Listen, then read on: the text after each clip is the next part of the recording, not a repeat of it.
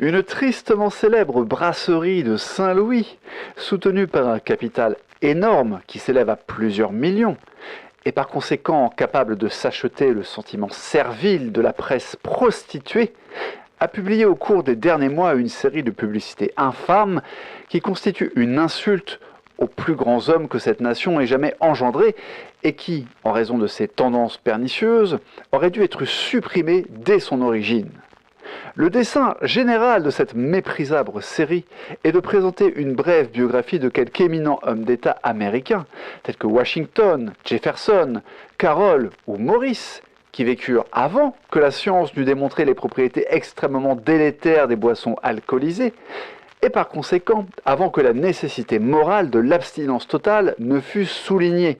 Après avoir loué à juste titre les vertus de chaque homme d'État, le biographe intrigant mentionne le fait, bien sûr inévitable en raison de l'époque reculée, que le sujet de l'essai était un buveur modéré de spiritueux. Et s'écartant alors entièrement de toute probabilité raisonnable, affirme que si ce grand homme vivait aujourd'hui, il s'opposerait à la prohibition, qui restreint les droits de l'individu, etc., ad nauseam.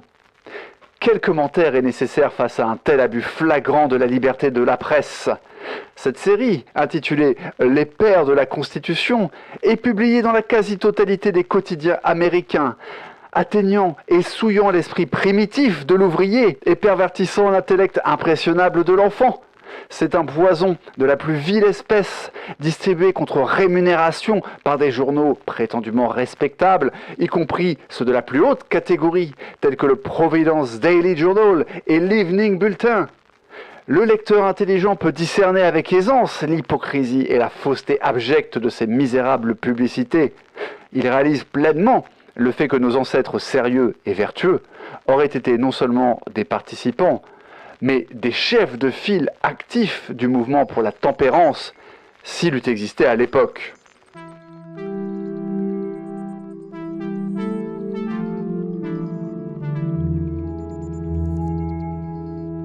Entité cosmique ou simple mortel, soyez le bienvenu dans Lovecraft Therapy, l'exploration neurodivergente consacrée à la vie et à l'œuvre de Howard Phillips Lovecraft. Et pour m'accompagner dans cette exploration, je ne suis pas seul, mais aujourd'hui je suis accompagné, comme à chaque épisode en vérité, d'une des rares cheminotes à ne pas être alcoolique. Audrey, bonjour. Bonjour. Bonsoir. Une des rares cheminotes de France, en tout cas, à ne pas être alcoolique. Je ne veux pas parler de ce que je ne connais point. Je dénègue cette affirmation et envoie tout mon soutien à certains collègues. Il a failli y avoir du name dropping. Ouais, un name drop de nom de poste. Nous n'allons pas faire ça. Tu veux dire un poste d'aiguillage précis, pas une personne dans un poste, c'est ça ? Un poste précis. Un poste précis. Bon, effectivement, on ne va pas faire ça. Aujourd'hui, nous vous retrouvons avec un immense plaisir, je ne vous le cache pas, pour parler d'une nouvelle, ma foi, totalement méconnue de Lovecraft et d'ailleurs publiée à titre posthume, une nouvelle intitulée All Bugs, comme c'est normalement indiqué dans le titre du podcast si j'ai fait mon travail correctement. Une nouvelle que Audrey va nous résumer avec son talent et son sens de la concision légendaire.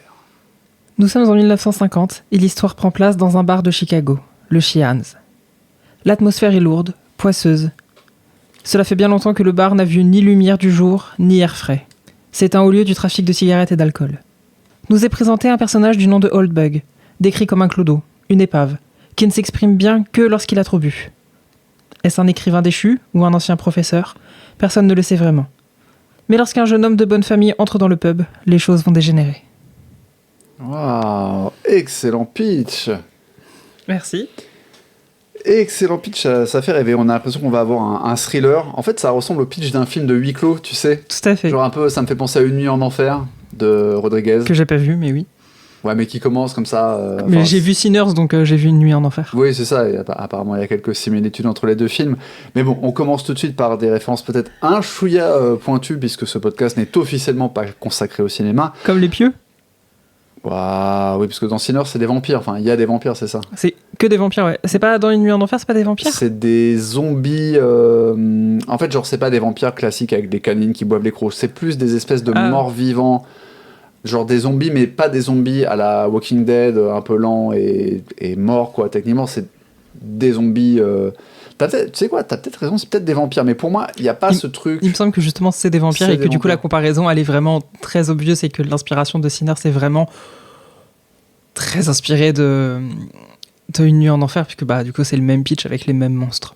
Ok, ça fait longtemps que je l'ai pas vu, à vrai dire, mais je sais qu'il y a en fait, c'est vrai que mon utilisation du mot zombie est pas tout à fait pertinente, puisque de mémoire, c'est des personnages qui sont des clients du bar et qui d'un seul coup, genre, vrillent, tu vois, ils ont les yeux qui se révulsent, ils se mettent à baver, et là, ils agressent tout le monde, et d'une façon qui, moi, dans mon souvenir, est très animale, très primitive, donc très zombiesque, puisque le zombie, c'est un peu la figure de de l'antagoniste décérébré par rapport au vampire qui normalement est un peu un télo, etc. Même s'il peut être rapide selon les nombreuses et variables incarnations ou toutes les variations autour du lore du vampire. Tout à fait, le vampire est un esthète raffiné. C'est ça. Là où le zombie, en général, côté raffinement, on repassera. Le zombie est une allégorie de la société de consommation, c'est pas moi qui le dis, c'est à peu près tous les universitaires. Tous les gens qui ont écrit ou parlé du vampire un jour dans leur vie. Ouais, ça va de l'universitaire qui a des diplômes au créateur de contenu qui n'en a pas. Et à toutes les échelles, toutes les étapes de l'évolution entre les deux. Et à toutes les personnes qui ont 3 PhD un peu entre les deux. Ouh, je sais pas si cette blague va très bien vieillir. Alors nous allons effectivement parler de All Bugs, une nouvelle écrite a priori dans le courant de l'été 1919, dans un contexte très particulier que je m'en vais vous révéler lorsqu'on va s'attaquer vraiment au cœur de la nouvelle, mais évidemment, Lovecraft thérapie oblige, nous allons parler un petit peu de culture générale, nous allons parler un petit peu de contexte historique, et nous allons parler, bien sûr, d'un événement absolument sans égal dans l'histoire du monde moderne, je pense, qui est la prohibition américaine. Et donc le rapport à l'alcool. Non, je vais tout de suite vous révéler quelle est l'inspiration de la nouvelle, quand même, ceci dit, puisque, en gros, donc, je vous ai déjà parlé, et je ne sais pas à quel point vous avez récemment écouté les épisodes précédents, ou à quel point vous nous découvrez, et si c'est le cas, bienvenue, et d'ailleurs, si vous ne nous découvrez pas et que vous êtes un fidèle auditeur, eh bien, merci pour votre fidélité et votre patience entre les épisodes. Donc, je vais rappeler brièvement ce qu'est le Galomo, un cercle de correspondance entre Maurice Mo, plutôt, M-O-E. Le mec s'appelle Maurice, donc ça fait Momo, quoi. C'est très perturbant, je trouve. Le Mose, le mot. Pardon ? Non, j'étais sur le Mose, ouais. Le Mose ? Oui. C'est-à-dire ? C'est le bar dans les Simpsons. C'est le quoi dans les Simpsons ? Le bar dans les Simpsons. Ah, ok. C'est chez Mo. Et c'est M-O-E apostrophe S, je crois. Ok, ce qui me piège à chaque fois sur Monsieur Mo, c'est qu'il s'appelle bien Maurice, mais c'est Maurice W. Mo. Donc il y a toujours ce W qui traîne, voilà. Donc cercle de correspondance entre le bien-aimé Lovecraft et deux personnages intitulés, enfin pas intitulés, mais appelés respectivement Alfred Galpin et Maurice W. Mo. Donc vous prenez le gars de Galpin, vous prenez le lot de Lovecraft et vous prenez le mot de Mo, même si c'est M-O-E, vous avez donc Galomo, et vous avez donc un cercle de correspondance entre nos trois protagonistes. Et donc le jeune Alfred Galpin, en fait, qui avait basiquement 11 ans de moins que Lovecraft, mais pour qui Lovecraft avait une profonde admiration, un profond respect, une profonde amitié, puisqu'il disait de lui « He is intellectually exactly like me, save in degree.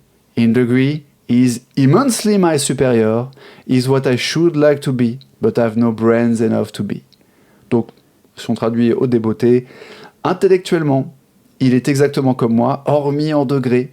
En degré, il m'est immensément supérieur. Il est ce que j'aimerais être, mais n'est point l'intelligence suffisante pour être. Disait Lovecraft au sujet de Galpin, qui était un fils de bonne famille. Je crois que son père était banquier, et il fera une carrière finalement assez prestigieuse, puisqu'il va même s'installer en Italie, il va vivre aussi à Paris avec son épouse. Il va être enseignant à l'université de Chicago, il sera compositeur professionnel dans l'Italie des années 30, avant de, rentrer aux États-Unis, je me rappelle plus. Je me rappelle plus en quelle année elle rentre ou pas aux États-Unis, mais c'est sa femme, parce qu'il va se séparer, donc sa femme va rentrer aux États-Unis. Elle sera d'ailleurs accueillie par Lovecraft sur le quai du port, sur la jetée, sur le pier. Bref, Galpin a donc émis le vœu. Alors il faut savoir qu'en 1919, il avait 18 ans, et à l'approche de la prohibition, dont on va parler en détail, il émet le vœu de quand même faire l'expérience de l'alcool, et il va donc acheter, si je vous dis pas de bêtises, il va acheter une bouteille de whisky et une bouteille de port wine. Alors je sais pas ce que c'est du port wine, du vin de port, donc port P-O-R-T. Hein. Bah c'est pas du Porto tout simplement. Excellente question, on va faire la recherche en direct sous vos yeux ébahis. Je pense qu'on... Parce que moi je l'aurais traduit par vin de Porto et du coup du vin de Porto c'est du Porto. Ils sont en train de me dire que la ville de Porto au Portugal ça veut juste dire le port. Oui, effectivement, port wine c'est Porto. D'après le site de traduction Riverso, qui n'est pas sponsor de ce podcast, je le précise. On est cheminote et donc expert en spiritueux quoi qu'il arrive. Hein. C'est pas parce que je ne les bois pas que je ne les connais pas. Je connais mon ennemi. Galpin achète une bouteille de whisky, une bouteille de Porto qu'il va boire en fait dans la petite forêt locale de la ville d'Appleton où il habite, Appleton dans le Wisconsin. Donc une petite forêt, un petit bois qui est derrière en fait le terrain de golf d'Appleton. Et Joshi, biographe de Lovecraft que je ne présente plus, St. Joshi nous dit Galpin réussit à se traîner de retour chez lui sans se faire remarquer. Mais lorsqu'il raconta cet événement dans une lettre à Lovecraft répondit en envoyant la nouvelle Old Bugs. Et en concluant par j'espère que ça vous a calmé. C'est pas plutôt will you be wise ou will you be nice? En gros, est-ce que tu seras sage maintenant? Ah oui, peut-être que c'est moi qui est surinterprété. Maintenant, vous serez sage. Autant pour moi. En VO, c'est now will you be good. Donc, good, il y a cette idée d'être bien, donc de bien te comporter, en fait, d'être une bonne personne. Mais pourquoi donc le jeune Alfred Galpin voulait boire de l'alcool à l'été 1919 avant la prohibition? Eh bien, la réponse est dans la question. À partir de 1920, la prohibition nationale des États-Unis va entrer en vigueur. Et en fait, c'est quelque chose d'assez extraordinaire dans l'histoire, je vous le disais, du monde, disons, industriel. Et même, globalement, on pourrait dire dans l'histoire de l'Occident, en fait, parce que en fait, il a fallu amender la Constitution américaine. Mais ce qui est intéressant, c'est que du coup, j'ai voulu un peu enquêter sur, on va dire, le rapport des États-Unis à l'alcool en général avant la prohibition. Ce qui m'a amené, bien sûr, à tomber dans un petit terrain du lapin et à trouver un excellent article qui s'appelle Protestant and Catholics, Drunken Barbarians and Mellow Romans, point d'interrogation, Alcohol Research and Health History, Indiana University Bloomington, dans l'Indiana donc, et c'est une enquête de Ruth Hanks qu'elle a consacrée visiblement un petit peu au-delà de la question des États-Unis, on va dire aux origines européennes, puisque les États-Unis étant un pays d'immigrés totaux, quoi, puisque des natifs, il y en a quasiment plus, donc 99%, et même plus encore, 99,98% de la population américaine n'est pas native. Sur la question d'ailleurs des natifs et de à quel point sont-ils natifs, puisque même sont arrivés de quelque part, je vous renvoie à notre épisode sur Polaris. Et ce qui est intéressant, c'est que donc Ruth Hanks fait une sorte de distinction, alors en s'appuyant sur plein d'autres papiers, je ne cite pas toutes les sources de la source, sinon on ne s'en sort plus, mais ce qui est intéressant, c'est qu'elle explique qu'en gros, dans l'Europe, on a des mouvements assez différents entre les catholiques, et notamment les catholiques romains, qui sont basiquement des buveurs de vin, et qui en fait ont généralement pas du tout une image négative de l'alcool. Et au-delà du cliché, c'est pas juste parce que dans la messe, on boit du vin en disant ceci est le sang de Jésus, bien sûr. C'est plus global, ça fait partie d'un mode de vie, d'un mode de consommation. Il faut se rappeler que dans l'Empire romain, les Romains buvaient de l'eau tout le temps. Ils buvaient du vin rouge tout le temps, mais ils le coupaient à l'eau. Ce qui déjà en termes d'alcoolémie, n'a pas du tout le même effet que de boire du vin pur, même si aujourd'hui, d'un point de vue œnologique, on trouverait que c'est scandaleux de mettre de l'eau dans son vin. Mais à l'époque, c'était finalement une manière assez intéressante de mitiger, je pense, les effets de l'alcool.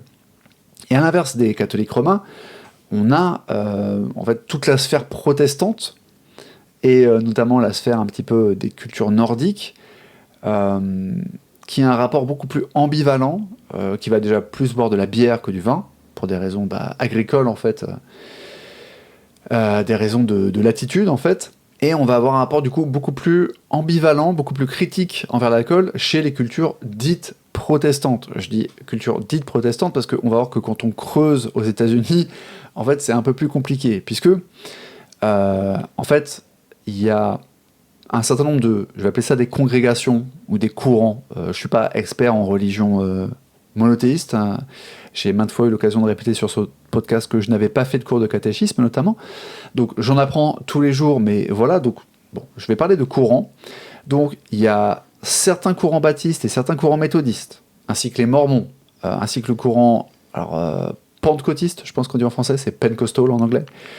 Les Holiness Group, donc ça je pense que c'est les évangélistes un peu vraiment foufous là, qui poussent les gens et qui font des grands rassemblements. Bon, tous ces groupes d'obédience protestante, même si les mormons sont un cas à part, puisque c'est une nouvelle religion, mais tous ces groupes-là, clairement, considèrent que la consommation d'alcool, c'est un péché et c'est mauvais. C'est mauvais avec un majuscule, c'est le mal. En fait, genre, la substance elle-même est inacceptable. D'ailleurs, il faut savoir que les mormons, si je dis pas de bêtises, évitent même de boire du café, parce qu'ils considèrent que c'est un excitant, et que du coup, c'est déjà une forme d'ivresse. Il ne pourrait clairement pas être cheminot. En tout cas, il ne pourrait pas travailler en 3-8. À l'inverse, on a quelques courants protestants comme les épiscopaliens, les luthériens, je pense qu'on le dit comme ça en français, en anglais c'est Lutherans, oui. Et les presbytériens qui considèrent qu'un usage en fait modéré d'alcool est tout à fait acceptable, mais bien sûr ce qui est rejeté c'est l'ivresse. Petite anecdote, j'ai d'ailleurs entendu parfois des musulmans expliquer que, c'est des musulmans assez rares je pense, mais ils disaient qu'en fait l'alcool, contrairement à cette idée reçue, n'est pas condamné dans l'islam, ce qui est condamné c'est l'ivresse. C'est un discours extrêmement minoritaire, mais je l'ai entendu. Voilà. Je vous laisse nous envoyer vos erratums et contre-arguments en mail ou sur les réseaux sociaux quand l'épisode sortira. Donc on a évidemment tous ces courants religieux qui sont consubstantiels de la culture états-unienne, surtout à l'époque du changement entre le 19e et le 20e siècle. Mais en même temps, c'est un petit peu compliqué parce que justement, on a aux États-Unis des immigrés allemands, des immigrés irlandais, des immigrés italiens, pour citer trois grosses poches, trois grosses sources ethnico. C'est les poches qui te fait rire, c'est ça ? Bah, littéralement des poches à vin. Ouais, effectivement, des poches et des pochetons. Trois cultures européennes qui sont très portées sur la bibine, on va pas se mentir. Il y a aussi bien sûr des Grecs, mais bon, en fait il y a à peu près toutes les nationalités du monde aux États-Unis, hein, à part peut-être des Coréens du Nord aujourd'hui. Donc à l'époque, il y a aussi des Espagnols et des Portugais, mais dans l'image que j'ai, surtout sur la côte Est, où le frère t'a grandi, je vois plus des immigrés italiens que des immigrés grecs et espagnols par exemple. Mais c'est peut-être lié au cinéma ou tu vois, à des diasporas qui n'ont pas eu les mêmes impacts culturels. Je dis pas qu'il n'y a pas d'immigrés grecs du tout aux États-Unis. Bien sûr qu'il y a des immigrés grecs, mais tu vois, on a plus l'image de toute la mafia italienne, les réalisateurs italiens. Oui, c'est vrai que les quartiers italiens de Little Italy, etc. C'est ça. En fait, chaque grande ville a son quartier italien, là où les quartiers espagnols, bah, on n'en entend jamais parler ou quasiment, tu vois. Voilà. Même les quartiers grecs, comme on peut avoir dans certaines villes européennes. D'Europe de l'Ouest. Tout à fait. J'entends où on a des quartiers grecs. Tout à fait, à Paris, il y a un quartier grec. Voilà, à Berlin aussi. Ouais. Et bah, c'est vrai qu'aux États-Unis, on n'a pas du tout cette impression-là, comme si c'était trop loin. Ou alors, les quartiers espagnols, ce sera plus sur la côte ouest. Ouais. Parce que, alors que ça n'a pas de sens géographiquement parlant, sauf si on considère que c'est des gens qui sont arrivés d'Amérique latine, auquel cas, c'est pas des Espagnols d'Espagne, hispanophones, c'est des hispanophones, ouais. C'est ça, effectivement, l'usage de l'espagnol en Californie vient plutôt des guerres avec le Mexique et C'est ça. d'une frontière un peu problématique selon votre point de vue et selon les époques que de l'immigration espagnole. Je pense qu'il y a aussi une question de démographie. Non pas que je pense que l'Italie était beaucoup plus peuplée que l'Espagne, mais en fait, il s'avère que comme le sud de l'Italie a toujours été très pauvre et que le pays s'est unifié tardivement, en fait, juste avant de lancer cet enregistrement, j'écoutais justement un podcast sur les tentatives d'invasion italienne en Libye. Enfin, on dirait de colonisation.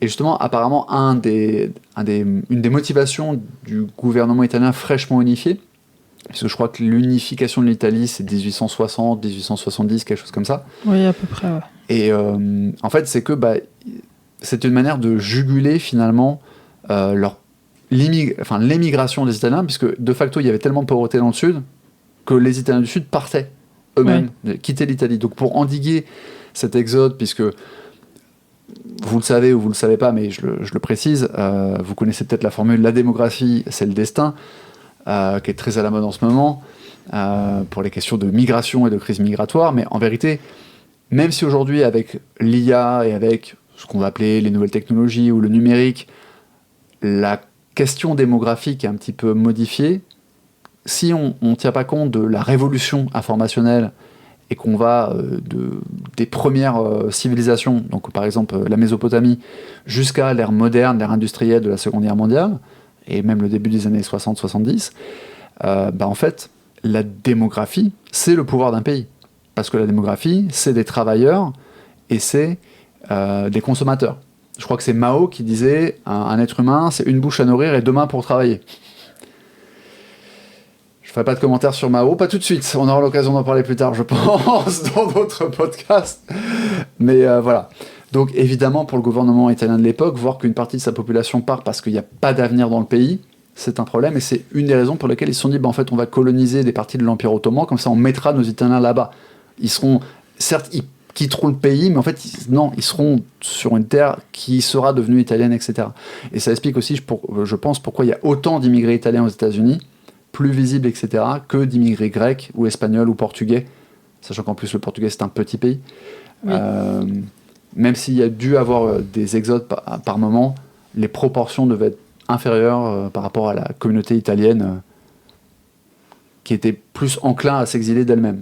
Et il n'y a pas aussi, alors je m'avance sans avoir fait de recherche et peut-être je vais dire beaucoup de bêtises et au pire tu couperas au montage, mais est-ce que c'est pas aussi qu'il y a une partie des Italiens qui ont fui justement parce qu'ils étaient de la mafia et qu'ils ont fui pour éviter des problèmes avec la justice et du coup en fait ils se sont tous concentrés à un endroit en se disant maintenant qu'on est là on va continuer nos petites affaires et du coup c'est comme ça que la mafia italienne est arrivée aux États-Unis. Je sais pas, c'est ou ça explique peut-être aussi pourquoi il y a autant d'Italiens là où on n'a pas autant doit y avoir du crime organisé en Espagne et au Portugal et en Grèce. Il y en a dans tous les pays du monde. Il y en a dans tous les pays, même au Japon, quand on sait que même au Japon, il y a du crime organisé. C'est ça, mais ça a jamais pris autant d'ampleur que la mafia italienne. Effectivement, alors il y a deux choses dans ce que tu dis. Je pense que sur l'impact sur l'exil des Italiens, je suis pas sûr parce que, en fait, ne sachant pas quelle proportion de la population italienne était liée aux mafias, parce qu'en fait, on dit la mafia, mais il y a plusieurs clans, les etc. Familles. C'est la mafia, mais les familles. Voilà, c'est ça. Donc, je sais pas. En plus, on sait que ça dépend beaucoup des zones. On sait que la Sicile, par exemple, c'est une terre très mafieuse. En tout cas, ça l'a longtemps été. Alors que le nord de l'Italie le semble un peu moins, etc. Donc, je suis pas sûr qu'il y ait une causalité sur les mafias qui s'exileraient aux États-Unis. Par contre, ce qui est sûr, c'est que les Italiens, en immigrant, ont visiblement répliqué des fonctionnements mafieux. C'est ce qui est très bien montré dans Le Parrain, puisqu'on a basiquement des immigrés italiens qui ont des restaurants, qui se font emmerder par, je crois, c'est des racistes, basiquement. C'est un peu bizarre cette phrase. Oh, c'est des racistes. Genre, j'essentialise la personne, elle n'est que raciste, on va dire. Donc des protestants anglo-saxons qui viennent casser les vitrines des Italiens. Et donc, il y a le personnage qui est joué par Robert De Niro, le fameux Don Corleone, qui dit moi, je vais vous protéger de ces casseurs, en fait. Bon, par contre, du coup, il faut me payer. Et en fait, c'est le mécanisme mafieux par essence. Oui. Puisque c'est comme ça que fonctionne la mafia en Italie. C'est en fait, on te protège. On n'est pas juste là pour faire de la prédation. C'est leur discours, bien sûr. Hein. Je ne dis pas si c'est vrai ou si c'est faux. C'est comme ça à Marseille. C'est comme ça, en fait, dans toutes les mafias. la mafia russe, la mafia grecque, ce que vous voulez. Il y a cette idée de, en fait, vous payez pour une protection. Ça veut dire que Don Corleone, lui aussi, a organisé des distributions de fournitures scolaires ? Incroyable. Petite référence à je ne sais plus dans quel quartier de cité francilienne c'était, mais des dealers qui distribuaient des fournitures scolaires. Force à eux. Donc en fait, pourquoi il y a une mafia, un crime organisé aussi puissant et célèbre en Italie versus au Portugal ou en Espagne ? Je pense justement que c'est lié à l'unification tardive du pays. Alors il y a peut-être d'autres particularités culturelles et je pense que ça a été amplifié par le cinéma puisque par définition, je pense que les deux mafias qu'on a le plus vues dans les films hollywoodiens, c'est la mafia russe et ses extensions. Par exemple dans Little Odessa, c'est des juifs russes, juifs ukrainiens peut-être, je crois. Mais en tout cas voilà, c'est des juifs de Russie, on va dire, avec Tim Roth dans un des rôles principaux. Mais voilà, c'est la pègre italienne et la pègre russe. C'est les deux trucs qu'on le voit le plus. Alors maintenant, après, il y a les films de Yakuza, etc. Mais oui, c'est ce que ça dépend de comment tu construis ta culture cinématographique. Ou moi, comme j'ai beaucoup plus regardé de cinéma asiatique quand j'étais ado que de films américains, j'ai beaucoup plus vu de films de Yakuza que de films, ne serait-ce que de la mafia italienne, mais ça, j'en ai plus entendu parler de par ma famille, dit-elle en parlant avec les mains. Parce que voilà, j'ai une partie de ma famille qui vient de la vallée d'Aoste et donc même si ça commence à remonter, oui, il y avait pas que des gens honnêtes, mais du coup la mafia russe, j'en avais très peu entendu parler parce que du coup moi j'ai grandi entre guillemets avec les films japonais et les Yakuza et ce genre de choses en fait. Ouais, ta consommation de cinéma asiatique était aussi liée au fait que tu étais intéressé par la K-pop, etc. Ouais, par le visual kei, la C-pop, la J-pop, la K-pop après. Et que moi j'ai commencé à regarder des films américains très tard en fait, bizarrement. Okay. T'étais pas dans le moule parce que justement en fait tu dis ça dépend comment on fait sa culture cinéphile, enfin en tout cas cinématographique, mais en l'occurrence c'est vrai que pour le français moyen, alors un être qui n'existe pas, parce que le français moyen il est à moitié blond, à moitié brun et un quart roux, un truc comme ça. Mais en gros la majorité des gens qui sont au milieu de la courbe de Gauss, on va dire en termes de capital culturel, ils regardent des films américains. Oui. Donc ils voient des films de mafieux, ils voient Scarface. Alors Scarface, en plus, le pire, c'est qu'il n'est pas italien parce qu'il est cubain. Oui. Il est portoricain, je crois. Il est portoricain, ouais. Il est portoricain, mais je suis sûr que quand j'étais petit, moi, je savais pas qu'il n'était pas italien, Scarface, quoi. Avant de voir le film, il avait un accent un peu du sud, un accent latino, je me disais c'était pareil. C'est ça, et puis c'est une esthétique et des acteurs qu'on voit dans des films où justement d'habitude ils jouent des rôles de mafieux italiens, donc l'acteur il joue le rôle, c'est qu'il est italien là aussi en fait. C'est ça, en plus quand t'es jeune et que t'as pas tout l'esprit critique de déconstruire la fabrique de l'image, tu peux aussi avoir ce biais-là. Donc je pense qu'il y a un effet d'amplification culturelle dans l'image, dans la mémétique en fait, par le cinéma hollywoodien, mais par contre c'est l'amplification d'un phénomène réel, et j'aurais tendance à postuler que en fait, l'importance des mafias en Italie vient de l'unification tardive du pays, parce que du coup, ça veut dire en gros, le terme que je vais employer va peut-être vous choquer, mais ça veut dire en fait une logique tribale, parce qu'en fait, le fonctionnement des mafias ressemble beaucoup à ce qu'on va avoir dans certaines parties alors certains appellent ça le Proche-Orient, le Moyen-Orient, bon, comme disait le poète, si vous avez compris le Moyen-Orient, c'est que vous n'avez pas compris, mais en gros, dans ce qu'on appelle les pays de Levant, qui étaient en partie colonisés par les Ottomans, puis qui ont été libérés par les Français et les Anglais principalement, donc tout ce qui est Liban, Syrie, Jordanie, etc. En fait, il y a aussi ce truc où, même s'il y a des États, et en plus les États forts se sont surtout implantés à la décolonisation avec des leaders socialistes, parce qu'il faut rappeler que tous les grands dictateurs du monde musulman, c'était des socialistes, Kadhafi, Ben Ali, tout ça, c'était des Bachar el-Assad, Saddam Hussein, c'était des gens qui se revendiquaient du socialisme. Je le dis pas pour troller les gens de gauche qui nous écoutent, non, vraiment, vous irez voir sur Wikipédia, le parti baasisme, c'est du socialisme, ça se revendique en tout cas. Donc à partir de là, on a des États un peu plus centralisés avec des dictateurs, mais en fait qui viennent se construire sur une couche de pays qui est constituée de toutes petites entités ethnico-villageoises, ce qui est un peu un non-sens parce qu'en fait quand tu lis les ethnologues français, qui sont tous des gros gauchistes, ils vont définir l'ethnie comme un ensemble culturel et linguistique en fait principalement. Oui. Je fais cette petite digression parce que je pense que c'est intéressant, surtout que vous écoutez un podcast sur un auteur notoirement raciste, donc Howard Phillips Lovecraft pour ne pas le nommer. Et en fait, ce qui est intéressant, c'est que depuis qu'il y a en fait je ne sais pas si vous vous souvenez que le plus célèbre président français méconnu de l'histoire de la Ve République, à savoir François Hollande, avait interdit, en tout cas c'était sous son mandat, qu'on avait retiré le mot race de la Constitution, ou je ne sais plus quoi, pour dire que les races, ça n'existe pas. Mais du coup, tous les militants de l'extrême droite aujourd'hui, quand ils sont dans un endroit où ils ne peuvent pas parler de race, alors qu'ils sont racialistes, ils vont parler d'ethnie. Donc aujourd'hui, vous avez des membres du Front National, enfin du Rassemblement, mais j'arrive jamais à m'y faire. Vous avez l'extrême droite française qui va parler, par exemple, lors des émeutes c'était 2023, d'émeutes ethniques. Alors, en fait, ce qu'ils veulent dire, c'est que c'est des émeutes raciales, en fait. C'est juste qu'ils n'ont pas le droit d'utiliser le terme, donc ils disent ethnique, sauf pour parler de la couleur de peau. Alors qu'en fait, l'ethnicité n'est pas du tout la couleur de peau. L'ethnicité, c'est... Enfin, il y a des gens qui ont la même couleur de peau et qui ne sont pas de la même ethnie. L'Afrique subsaharienne est basiquement remplie d'ethnies différentes qui sont tous des Noirs, du point de vue d'un Occidental ou d'un Asiatique ou d'un Sud-Américain. Bah, c'est des Africains d'Afrique subsaharienne. Oui, mais ils ne parlent pas la même langue, ils n'ont pas la même culture et des fois, ils ne peuvent pas se blairer. Et ça pose aussi plein de problèmes pour les gouvernements locaux. Donc quand je disais ethnico-villageois, c'était pour mettre un petit peu le côté local, vraiment géographique. C'est-à-dire il y a des ethnies culturelles. En fait, ethnico-villageois, ça veut dire tribu. En fait. Donc il y a des chefs tribaux, il y a une justice tribale, etc. dans plein de pays. Et je pense que c'était exactement la situation en Italie. Et que l'arrivée tardive de l'État fait que, en fait, les chefs tribaux, ils ont dit, bah ouais, mais pourquoi est-ce qu'on transférerait notre pouvoir à un État central qu'on n'a pas demandé, basiquement? Oui. Ce qui est basiquement ce que dit Don Corleone dans Le Parrain. À un moment où il dit, je crois que c'est à propos des élections. C'est quand il parle au gouverneur? Possiblement, il parle à un homme politique où il parle d'élections qui vont avoir lieu ou qui ont eu lieu et qui dit en gros, bah moi je m'en fous de vos élections parce que le vrai pouvoir il est pas là. Vos taxes, je m'en fous. Vos lois, je m'en fous. Enfin, c'est pas... En fait, les immigrés italiens, tels que la mafia se les représente, c'est une nation dans la nation. C'est un État dans l'État, en fait. Mais en fait, c'est pas les immigrés, c'est la mafia est un État dans l'État.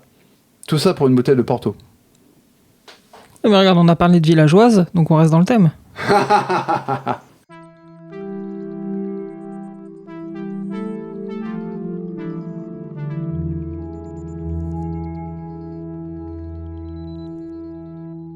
Donc on a ces États-Unis avec plein d'influences un petit peu contradictoires et en même temps une forte religiosité. C'est encore aujourd'hui d'ailleurs un des pays les plus religieux du monde et je crois que c'est le pays occidental le plus religieux sans aucune... Alors ça dépend comment tu définis Occident, mais aujourd'hui les États-Unis restent un pays extrêmement religieux. Et donc on a plein de visions différentes autour de l'alcool, mais ce qui est intéressant c'est que c'est, avant la prohibition, un pays où on boit énormément d'alcool. Pour une raison simple, en fait, déjà, c'est quelque chose qui est lié au monde de la révolution industrielle, et c'est d'ailleurs un phénomène qu'on trouve aussi en Angleterre. En fait, il y a plein d'endroits où l'alcool est plus salubre que l'eau. Je le dis bien sûr avec d'énormes guillemets, parce qu'aujourd'hui, ça peut nous faire sourire. Ouais, la Bretagne, je connais. Ouais. Donc, pour des raisons à la fois de pollution et aussi de densité de population, avec un très mauvais système de... En anglais, on dirait sanitation, j'ai plus, mais de tout à l'égout, en tout cas, on va le dire comme ça. En fait, boire de l'alcool, c'était un moyen d'éviter de choper le choléra, parce que littéralement, en Angleterre, par exemple, il pouvait y avoir le choléra à Londres. Voilà, donc petit problème. Aux États-Unis, c'était donc la même chose, avec en plus la place du saloon. Puisque la pollution et l'insalubrité de l'eau est une chose et un trait commun avec l'Angleterre, mais bien sûr l'histoire du pays étant ce qu'elle est, un continent immense avec des colons qui le traversent et qui s'installent à plein d'endroits, etc., avec des communautés très éloignées les unes des autres, et une urbanisation qui part de zéro en fait, et qui n'est pas du tout construite sur une pré-urbanisation, on va dire médiévale ou antique. On a des villes... les États-Unis, c'est 100% de villes nouvelles, basiquement, quoi. Et parfois, en fait, le saloon, c'est le seul lieu public où il y a des toilettes dans la ville, en fait. Les gens ont leurs toilettes. Ils ont leur brodo chez eux pour aller se torcher, mais quand vous êtes dans l'espace public, c'est le seul endroit où il y a des toilettes. Et ça tombe bien sûr, parce que c'est un lieu où les gens vont beaucoup boire. Mais les saloons, aussi, parfois, fournissent des adresses postales aux travailleurs qui n'ont pas encore d'adresse fixe. Et surtout... beaucoup de saloons offrent des repas gratuits. Alors bien sûr, c'est complètement intéressé. Est-ce que tu vois où je veux en venir, Audrey? C'est contre un peu de main-d'œuvre Ou pour faire venir des gens? Alors les non, jeux d'argent? c'est que c'est des repas un peu salés. Donc il y aura de la viande, il y aura du fromage. Et du coup, tu as Quand soif. je dis de la viande, c'est de la charcuterie, bien sûr. Et donc, tu bois. Et oui, tu as soif. Et en fait, c'est de cette tradition du repas de saloon gratuit pour les clients qui prennent au moins une consommation que vient une expression que vous avez peut-être entendue et qui est très importante, notamment en économie, mais quand même aussi des aspects, on va dire, scientifiques, en tout cas qui est utilisée dans le monde académique scientifique, c'est there's no such thing as a free lunch. Donc en version courte, there's no free lunch. C'est-à-dire, en français, on dirait tout simplement on n'a rien sans rien. Parce qu'évidemment, si on vous offre un repas gratuit dans le saloon, il faut bien que quelqu'un paye pour ce repas. Et ce qui paye, en fait, c'est votre conso, puisque évidemment, on peut considérer que la bière va être surfacturée. Ouais, surfacturée, je ne le dis pas au sens juridique, mais techniquement, évidemment, la marge va se faire sur les boissons que la nourriture va vous donner envie de consommer.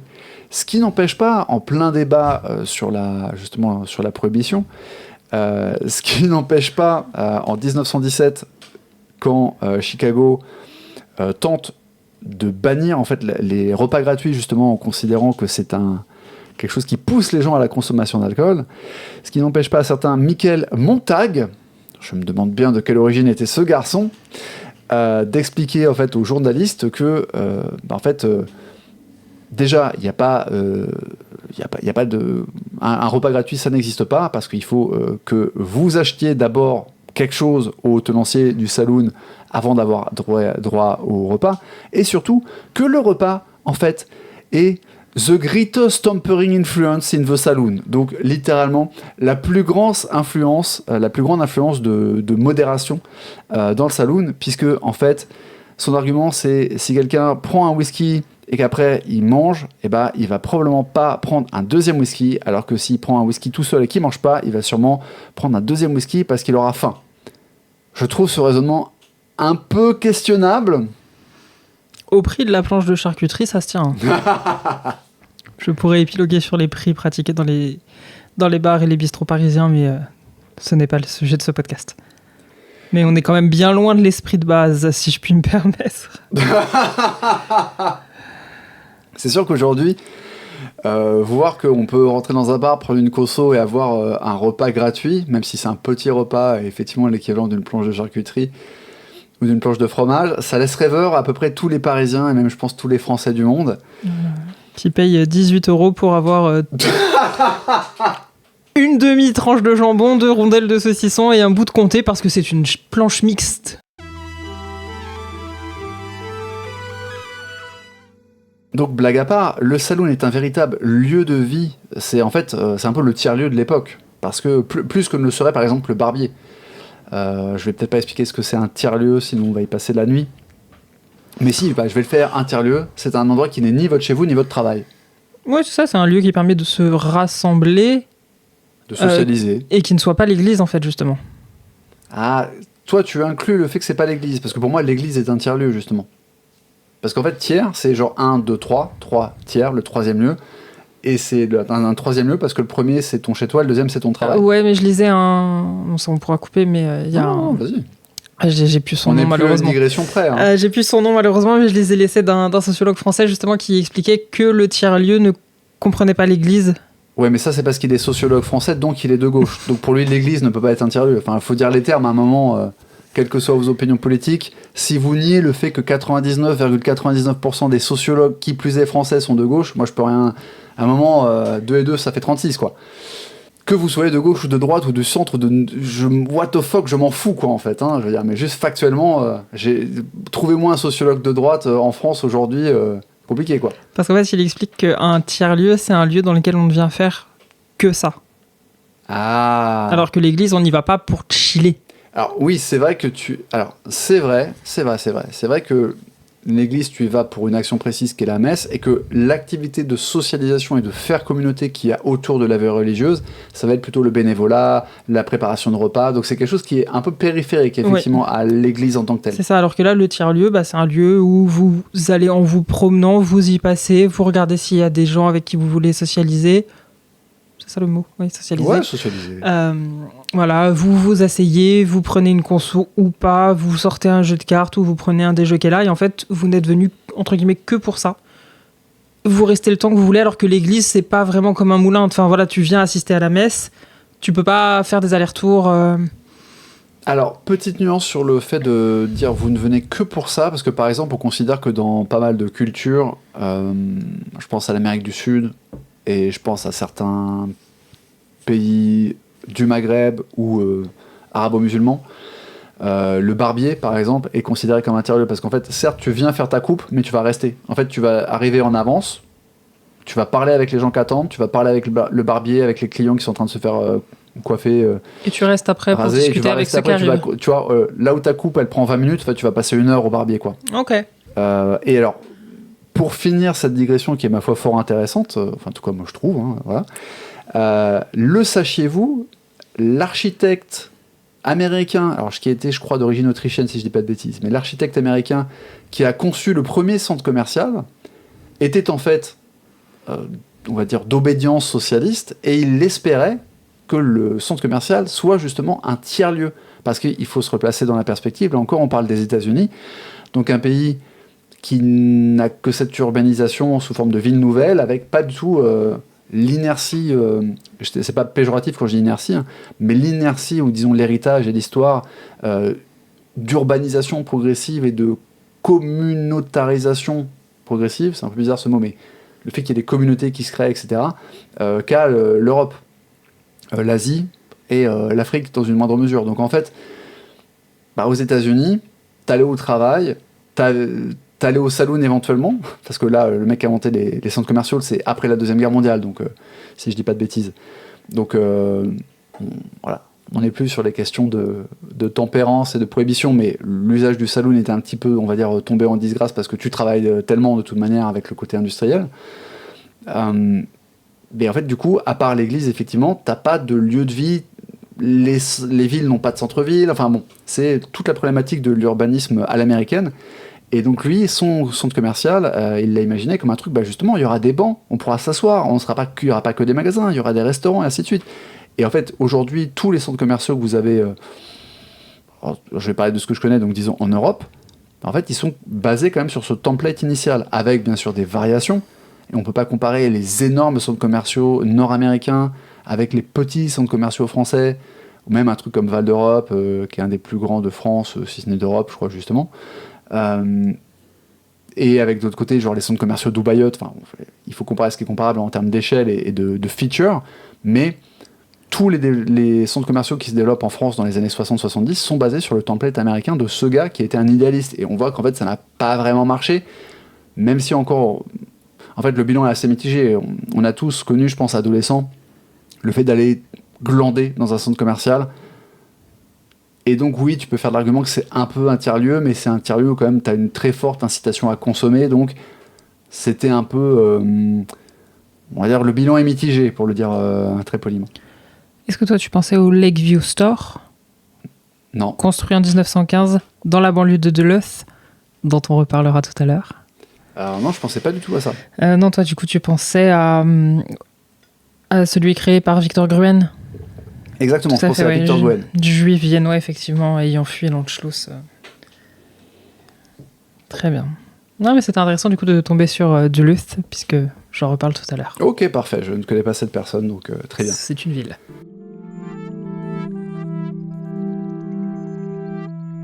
Alors... On a vu que le saloon était au centre de la vie sociale, mais bien sûr, la vie sociale plutôt masculine.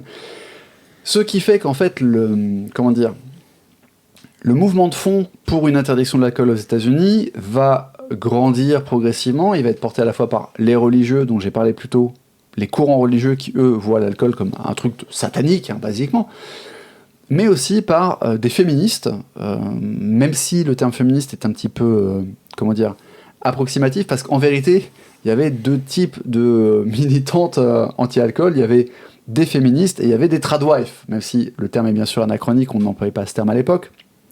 Mais il faut savoir qu'il y a beaucoup de femmes religieuses qui se sont inspirées, attachées à cette question de l'alcool, parce que, évidemment, pour faire très simple, vous travaillez comme un porc toute la journée, le seul endroit pour vous détendre hors du foyer, c'est le saloon. Vous arrivez au saloon, vous buvez de l'alcool pour les raisons notamment que j'ai évoquées, que ce soit le repas gratuit ou le fait que de toute manière l'eau n'était pas très très safe dans la plupart des endroits. Et vous rentrez chez vous bourré et vous tabassez votre femme et vos enfants. Et le lundi matin, vous n'arrivez pas à aller bosser parce que vous avez picolé tout le week-end. Bien sûr, dit comme ça, c'est un peu caricatural et je vous avoue que j'ai pas été creuser les statistiques, etc. Parce que là, je vous parle en fait de l'état avant la prohibition, des conditions qui vont amener cette grogne des femmes, d'une partie en tout cas des femmes américaines, à monter.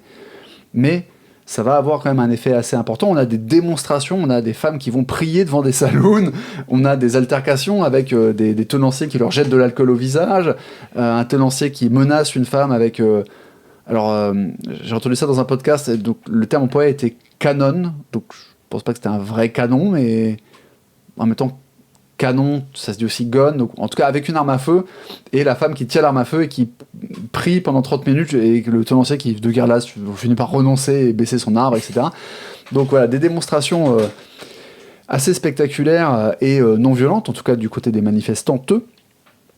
Mais on va aussi avoir une partie de petits mouvements ouvriers qui se disent oui mais regardez, l'alcool en fait c'est un truc qui nous avilit, etc., qui porte atteinte à la condition de l'ouvrier. Donc on a un mélange complètement hétéroclite de religieux, de progressistes, je l'emploie au sens avec des pincettes, hein, je rentre pas dans le détail, progressistes pour le droit des femmes, progressistes pour le respect des ouvriers, des gens antiracistes aussi, mais aussi des gros xénophobes, puisque un des arguments c'est que parmi les buveurs et les gens qui apportent de l'alcool, il y a notamment des brasseurs allemands, des brasseurs irlandais, des viticulteurs italiens, et que c'est un peu la faute aux immigrés s'il y a autant d'alcool aux États-Unis, quoi.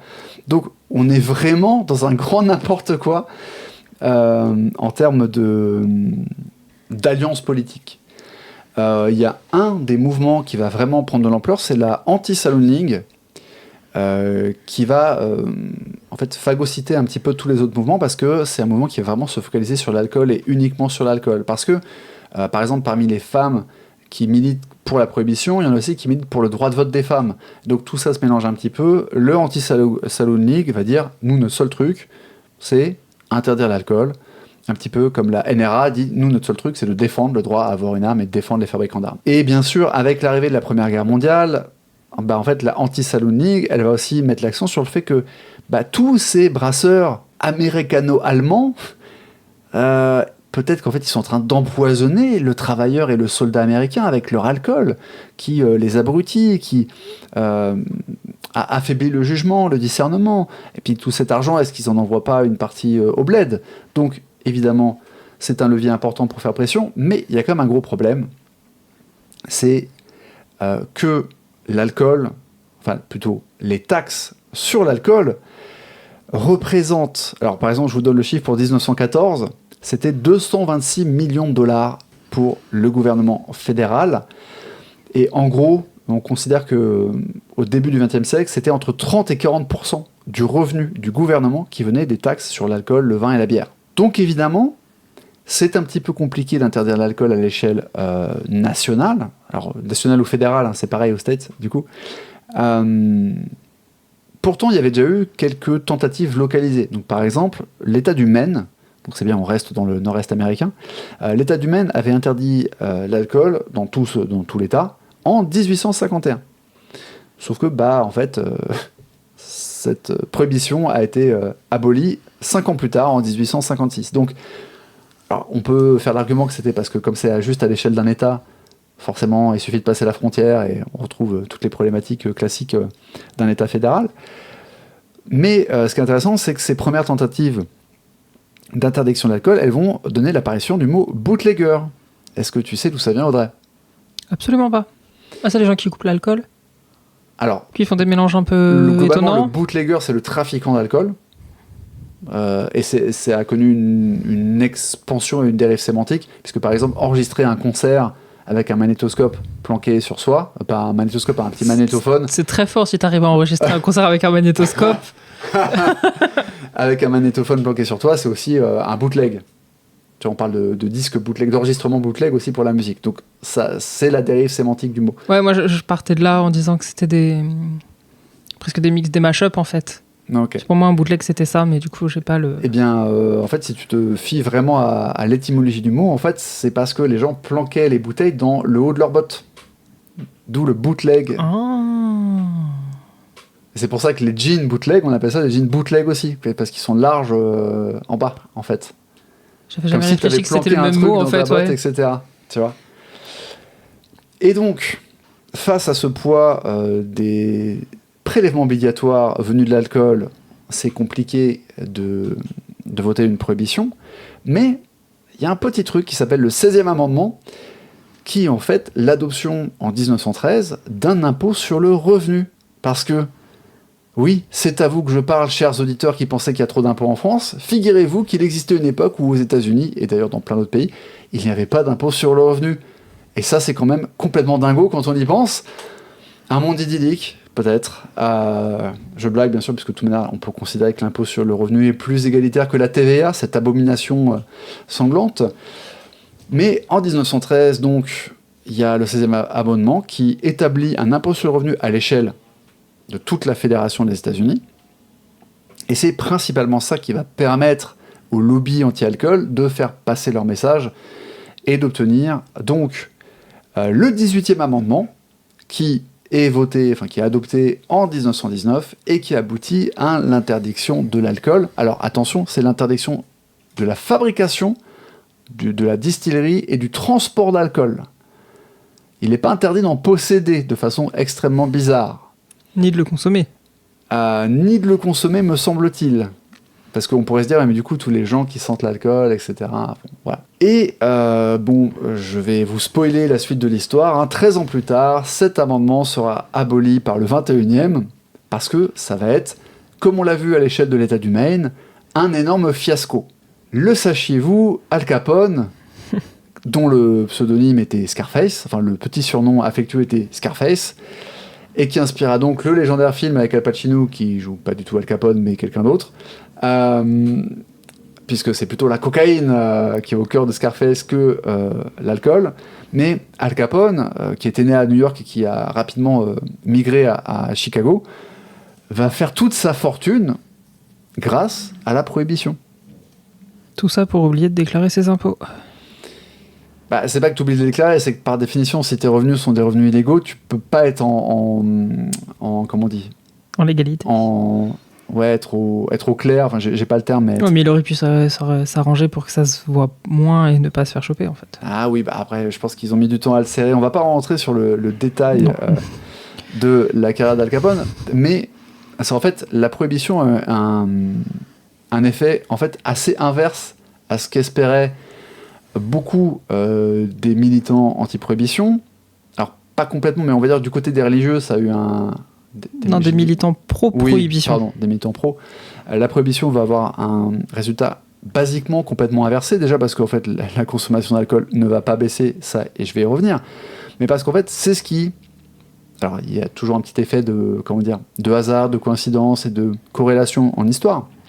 Le monde est multifactoriel, mais en fait, les années folles, les Roaring Twenties, c'est complètement consubstantiel de la prohibition, parce que c'est l'époque des speakeasy, donc ces fameux bars clandestins où on va consommer de l'alcool et s'enjailler en écoutant du jazz, et où les femmes, alors qu'avant elles n'allaient pas dans les saloons, les femmes aussi vont boire de l'alcool, c'est ce qu'on appelle les flappers. Donc, si vous avez vu une série, un film qui dépeint les années folles, vous voyez ces femmes avec des espèces de rubans dans les cheveux, c'est pas des rubans, c'est un peu des serre-têtes. Des bandeaux. Ouais, des bandeaux dans les cheveux, et des jupes qui descendent, oh mon Dieu, jusqu'aux genoux, ce qui à l'époque est considéré comme l'équivalent du mini-short ragamuffin aujourd'hui sur une gamine de 13 ans, quoi. Le mot ragamuffin vient d'être prononcé, rendez-vous compte. Il va falloir beaucoup d'alcool pour oublier ça. Le monde est multifactoriel et le craft therapy est aussi au confluent de moultes influences. J'ai eu beaucoup de vie avant de faire ce podcast. Et j'en ai vu des choses, croyez-moi. Donc à l'époque, une femme qui portait une jupe, une femme de bonne vertu, elle la portait jusqu'à la cheville, quoi. Oui. Et là, on se retrouve avec des femmes qui vont dans les speakeasy boire de l'alcool avec des hommes et avec des noirs. Alors, toutes les ligues de tempérance, d'obédience religieuse, là, vous pouvez imaginer à quel point ils se rongeaient les sangs. Voilà, ça a été en fait un véritable accélérateur social, un brasseur de multiculturalisme, etc., puisque c'est aussi lié à l'explosion du jazz. Et en plus de cet effet un petit peu, imprévu, basiquement, il y a aussi un effet catastrophique sur l'économie américaine. Alors j'ai plus les chiffres sous les yeux, mais c'est plusieurs centaines de milliers d'emplois qui disparaissent parce que ça affecte pas juste les fabricants d'alcool, ça affecte les transporteurs, ça affecte les fabricants de bouteilles, ça affecte les entreprises logistiques, les entrepôts, etc. Les publicitaires. Les publicitaires aussi, que Lovecraft vilipendait dans la citation avec laquelle j'ai ouvert cet épisode. Donc en fait, c'est catastrophique d'un point de vue économique. Ça n'endigue pas la consommation d'alcool, même s'il y a eu beaucoup d'arrestations, etc. Hein. Mais beaucoup d'arrestations et beaucoup de litres d'alcool détruits, ce qui était en général très publicisé. Il y avait toujours le photographe qui était là pour, bien sûr, photographier les agents du FBI qui avaient trouvé l'alcool. Mais en fait, il n'y avait pas du tout assez de moyens pour contrôler le territoire. Et c'était quand même un peu plus spectaculaire que 227 policiers dans cette cité du Havre, ils saisissent 2,4 kilos de cannabis. On est content d'être venus, les gars, franchement. C'est sûr que j'ai plus de farine dans ma maison que de cannabis dans cette cité, manifestement. C'est sûr que les Incorruptibles, c'est un petit peu plus spectaculaire que la BAC de Perpignan, quoi. Encore qu'il s'en passe des choses à Perpignan, mais bon, bref. Effectivement, donc, contre-coup économique catastrophique, et pas juste sur les taxes, hein, mais vraiment sur l'aspect purement économique. Une multiplication, une banalisation de la consommation d'alcool clandestin, et surtout, et ce sera la fin de cette partie historique sur la prohibition aux États-Unis, et après on va enfin passer à la nouvelle de Lovecraft, et surtout une corruption au plus haut niveau de l'État. Parce que, Audrey, sais-tu qui est l'homme au chapeau vert? The man with a green hat. Et c'est pas J. Edgar Hoover? Ah non, c'est pas du tout le mec du FBI. Je me suis dit, c'est le seul gars connu de cette époque-là que je connaisse, vu qu'on a déjà parlé d'Al Capone, je tente. C'est quelqu'un de beaucoup moins connu, en particulier, je pense, du public francophone. C'est pas le gouverneur de l'État de l'Illinois? Alors pas du tout, pas du tout. George Cassidy, donc de son vrai nom, hein. Donc c'est comme Cassidy, mais vous mettez un A avant le Y final. George Cassidy, c'était un mec, en plus dont le père, je crois, était un Irlandais très pratiquant et pas spécialement buveur. En tout cas, lui ne buvait pas d'alcool, mais en fait, avec la crise économique qu'a engendré la prohibition et le fait qu'il n'y avait pas beaucoup de boulot, de contact en contact, quelqu'un lui a dit « Mec, vends de l'alcool, frère, en fait. » Et puis, si tu veux vendre de l'alcool, il y a un endroit où tu peux faire des meilleures marges, c'est Capitol Hill.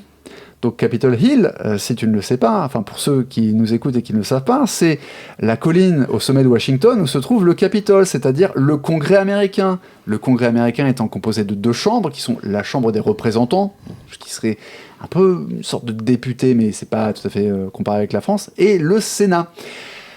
Et donc, George Cassidy va installer ses bureaux dans une structure qui s'appelle la Cannon House Office Building, qui est en fait... donc vous avez forcément vu le Capitole dans les films, que ce soit dans Independence Day parce qu'il est détruit par les extraterrestres, que ce soit dans Captain America parce que Captain America fait son footing sur la pièce d'eau qui est en face du Capitole, qui s'appelle d'ailleurs la Reflection Lake ou un truc comme ça. Enfin, le nom est là pour dire le Capitole va se refléter dedans, c'est pour ça qu'on l'a mis là, etc.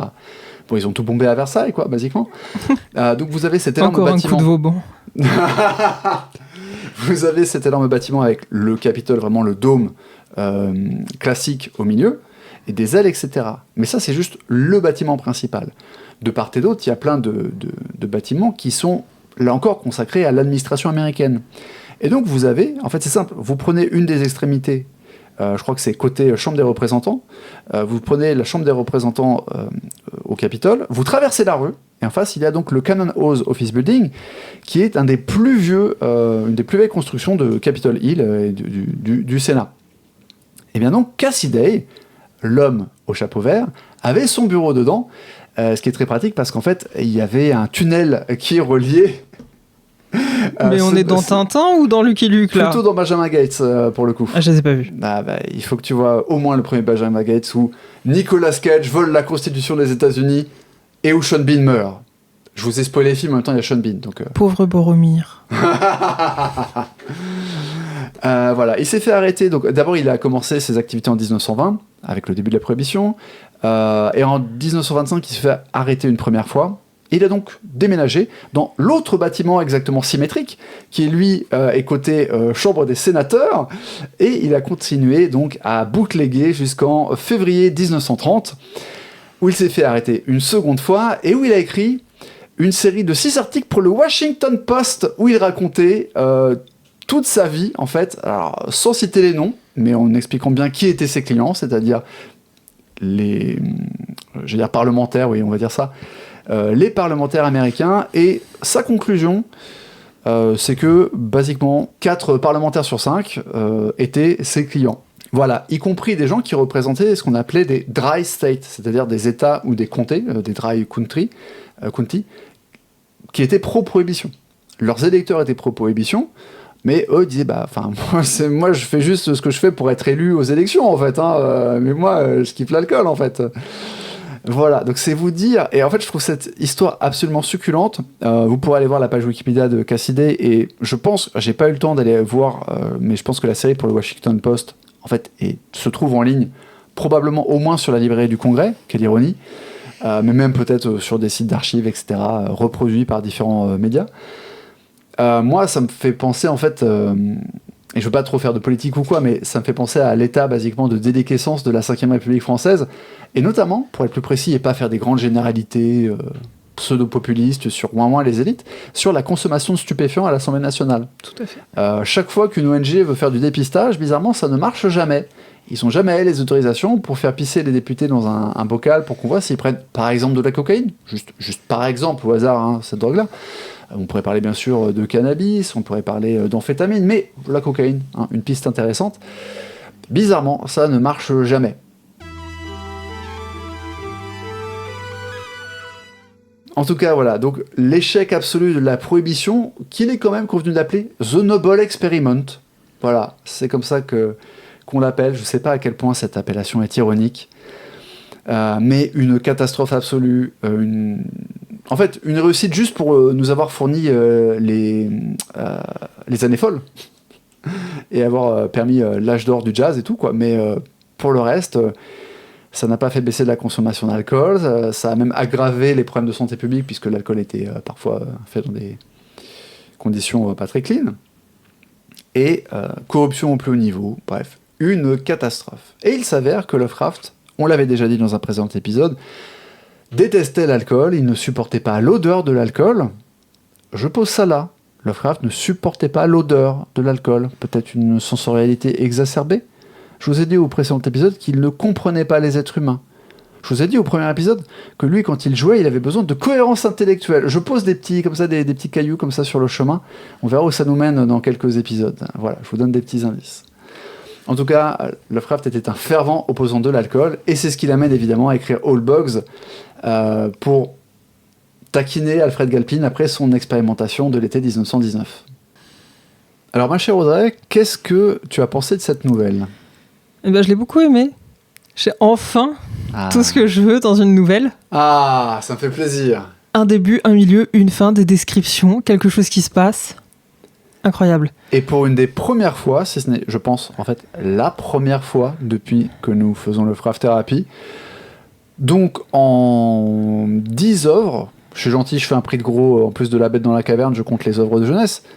Non, on va pas compter les œuvres de jeunesse d'ailleurs, parce que je les ai pas bien en tête avec le sous-marin et tout là. Donc depuis La Bête dans la caverne jusqu'à Memory la fois d'avant, nous n'avions jamais eu de narrateur omniscient. Et c'est aussi la première fois qu'en fait, il ne se passe rien de surnaturel, tu veux de dire ? surnaturel, de mystique. C'est pas faux, effectivement. Du moins, le pensons-nous. Peut-être que... Non, mais si, puisque effectivement, Bête dans la caverne, L'Alchimiste, La Tombe, Dagon... Ah si, il y a Samuel Johnson, il n'y a pas de fantastique. Ouais. Tu n'es pas d'accord ? Ouais, je l'ai pas bien en tête, mais... Pour moi, là, c'est purement un récit ancré dans le quotidien, là où Samuel Johnson, il y a un petit peu de fantaisie, un petit peu d'onirisme, tu vois. Oui, parce qu'en plus, il se met en scène comme un vieillard, enfin, il y a... C'est ça. Ouais. Là, non, c'est vraiment une chronique de la vie de tous les jours. Étonnamment, chronique d'ailleurs d'un milieu qu'il ne connaît pas. Oui. Puisque il n'a jamais été à Chicago à cette époque. Je suis pas sûr qu'il ira à Chicago, honnêtement, d'ailleurs, à un moment dans sa vie. Non seulement il n'a jamais été à Chicago, mais en plus, on peut imaginer qu'il n'a jamais mis les pieds dans un speakeasy, vu qu'à l'époque, les speakeasy n'existent pas, déjà, puisqu'il écrit la nouvelle, on le rappelle, à l'été 1919, avant que la prohibition ne soit vraiment, ne prenne effet. Et qui plus est, on imagine bien qu'il n'ira pas mettre les pieds dans un speakeasy une seule fois dans sa vie pendant les 13 années de la prohibition, vu qu'il ne supporte pas l'odeur de l'alcool. Et je pense qu'il... Ni les gens. Ni les gens, et surtout, je suis pas sûr qu'il supportait beaucoup mieux l'odeur de la cigarette ou des choses comme ça. Mais là-dessus, j'ai pas d'infos pour l'instant, au stade de recherche où j'en suis. Mais donc, c'est d'autant plus remarquable qu'il fait preuve aussi de patois, là encore, pour reprendre ton expression.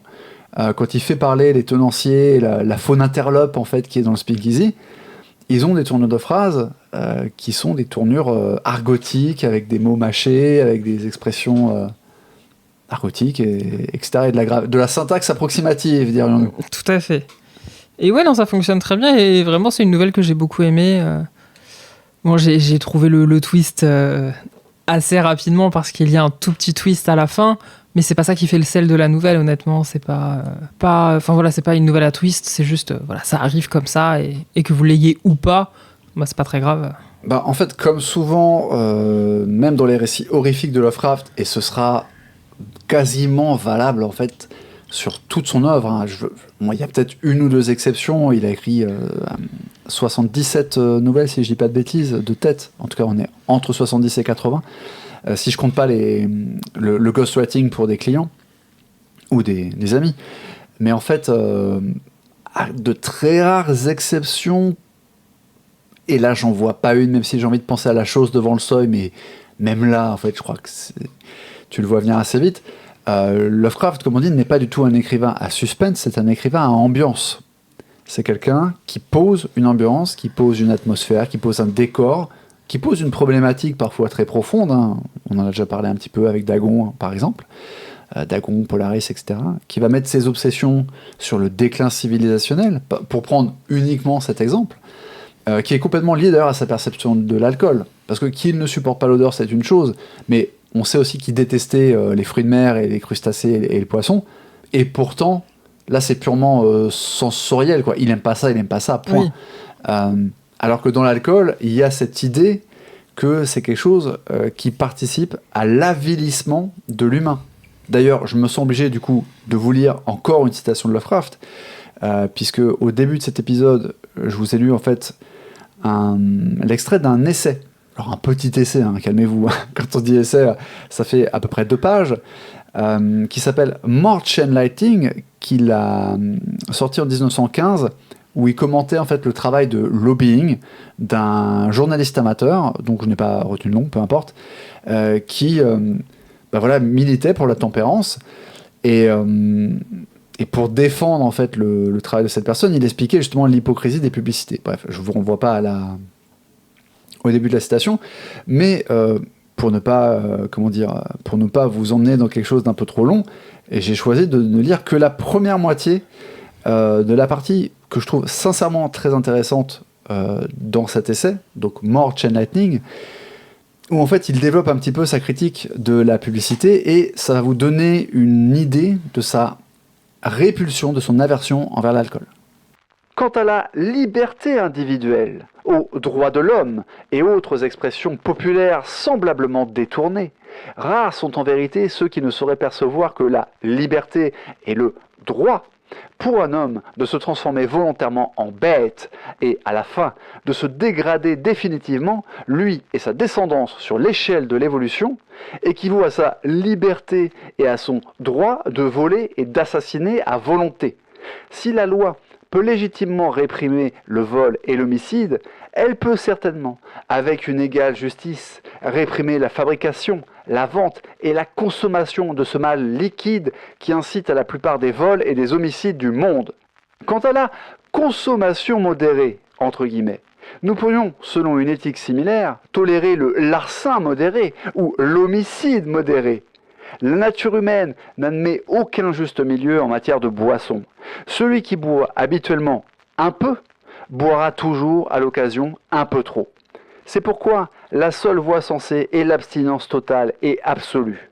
La difficulté pratique à faire respecter la prohibition est certes grande, mais nul homme de vertu ne peut faire autrement que d'œuvrer à la chute finale de cette colique. Distinguer entre la bière et les spiritueux revient à ergoter. Le poison ne diffère qu'en degrés, et l'usage de l'un encourage inévitablement l'usage de l'autre. Mais bien que ces faits soient parfaitement évidents pour le lecteur éclairé, ils ne sont que vaguement compris par les masses, qui deviennent par conséquent une proie facile pour les publicités séduisantes du brasseur et du distillateur. Une telle propagande maléfique ne mérite aucune place dans la civilisation moderne, bien qu'elle révèle peut-être aux prohibitionnistes le caractère foncièrement contre-nature de l'appétit pour la boisson et la puissance croissante de la réforme.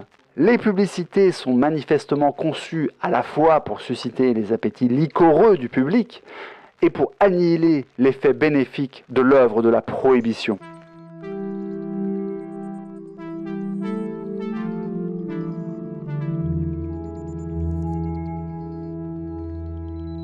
Le mec est vénère, hein. Oui, mais il se trompe quand il dit que c'est contre nature, alors que justement on sait que l'homme boit depuis la nuit des temps et depuis son apparition. Donc c'est pas vraiment contre nature, hein. Si je puis me permettre. Je sais pas si les gens ont la ref, mais bon. Oui, je pense. Il s'agit de... Bah, ouais, je sais pas, moi je sais pas qui nous écoute. Hein. Ouais, mais c'est un des mèmes les plus connus depuis ces 10 dernières années. Donc, Ok. Bon, juste au cas où, c'est une personne manifestante de la Manif pour tous qui, un peu à la manière de Pôle emploi ou France Travail, porte très mal son nom, puisque la Manif pour tous n'est pas pour tous, justement. Voilà. Et qui explique que l'homosexualité est contre nature, ce qui est un peu débile puisque ça existe depuis la nuit des temps. Donc, alors, c'est même plus insidieux que ça. En fait, elle explique qu'elle n'a rien contre les homosexuels, mais que c'est contre nature. Oui, mais c'est surtout que... mais que c'est pas grave puisque c'est un homme... Enfin voilà, elle a vraiment rien contre les homosexuels, c'est un homme qui lui a appris à tricoter. Oui, c'est vrai qu'il y a la suite de ça qui est extraordinaire. Après, en fait, en vérité, il y a à peu près rien qui est contre nature parce que par définition, ce qui est contre nature n'existe pas puisque être contre nature, c'est être contre les lois de la physique. C'est un peu comme dire « Ah, je veux pas prendre l'avion, c'est contre nature. Si l'avion vole, c'est parce qu'il utilise la gravité, entre autres choses. » Alors on verra dans la suite des œuvres de Lovecraft que si, être contre nature, c'est largement faisable.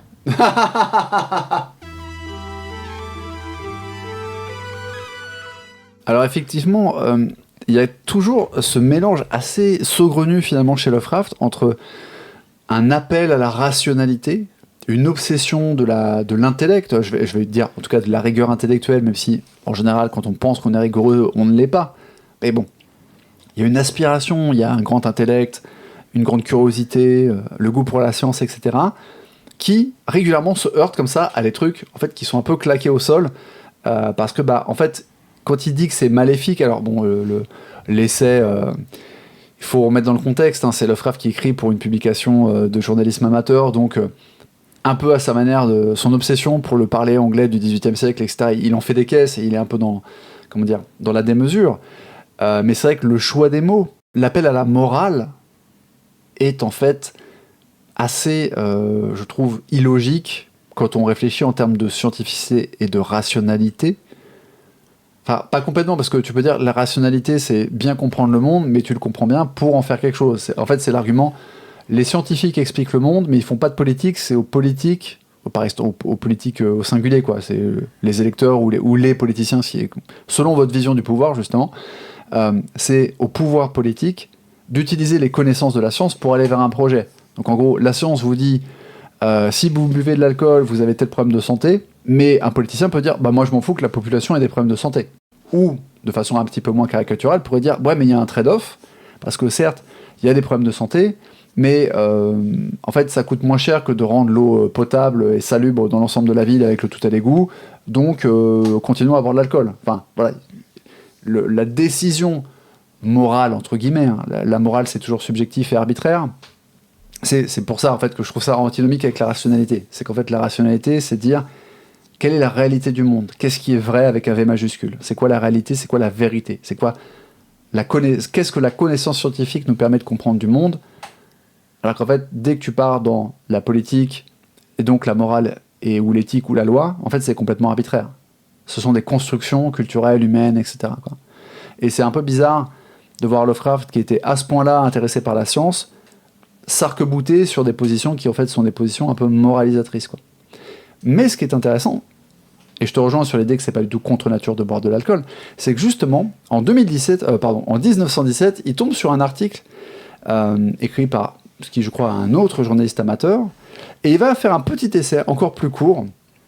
Et là je ne veux pas vous lire de citation, si ce n'est une citation comme ça un peu au débeauté très brève, mais en gros il dit je suis tombé sur cet article écrit par Monsieur Booth Tarkington, article qui s'appelle Nibs-Killion, qui fait référence donc à un l'argot qu'emploient les buveurs d'alcool pour se moquer en fait des teetotalers, comme on dit, c'est-à-dire des gens qui ne boivent pas du tout d'alcool, qui sont totalement abstinents.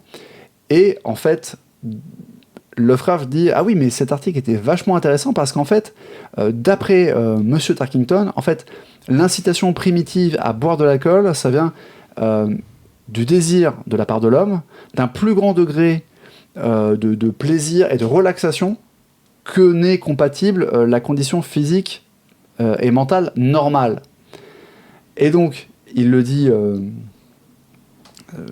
vous allez voir comment son obsession revient, il le dit, en d'autres termes, les créatures humaines aspirent de manière atavique à la légèreté d'un état inférieur et souhaitent rejeter artificiellement le fardeau de dignité dont l'évolution, depuis le singe simiesque, les a investis.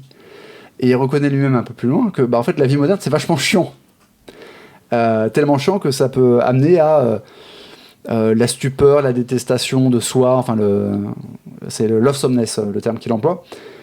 Et donc, la conclusion qu'il en tire, de façon, je trouve, assez contrastée par rapport au précédent papier, c'est qu'en fait, il faut toujours militer, bien sûr, pour la prohibition, mais il ne faut pas être, je cite, spartiate ou puritain dans notre devoir, parce que, en fait, il dit, ok, nous savons que boire est anormal, mais en fait, si on veut bannir cette anormalité, il faut aussi bannir l'anormalité également excessive du, ce qu'il appelle le sabbatarianisme mental, donc en fait, la privation. Et il cite... je ne sais pas qui, puisqu'il dit, comme le disait le vieil écrivain, la vertu elle-même devient offensante quand elle est combinée avec des forbidding manners, donc en fait quand elle est trop exigeante et disons psychorigide pour ne pas traduire dans le texte.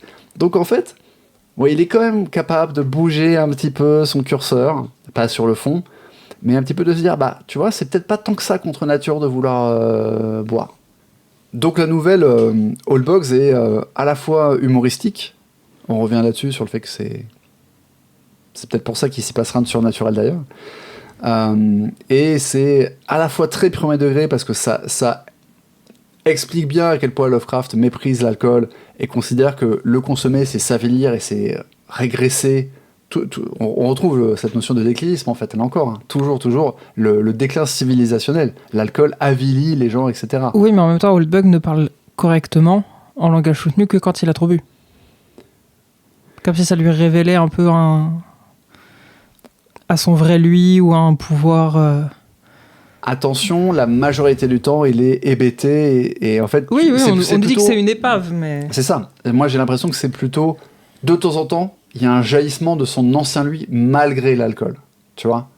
Oui, je vois ce que tu veux dire. Donc c'est à la fois très premier degré, mais le côté réellement humoristique du récit fait que c'est pas non plus... en fait, tu vois que Lovecraft a un petit peu de recul sur lui-même, puisqu'en fait, Oldbog, même si c'est Alfred Galpin, qui a mal tourné à cause de justement cette consommation d'alcool dans les bois, qui est cité explicitement dans la nouvelle, en fait c'est aussi un peu Lovecraft.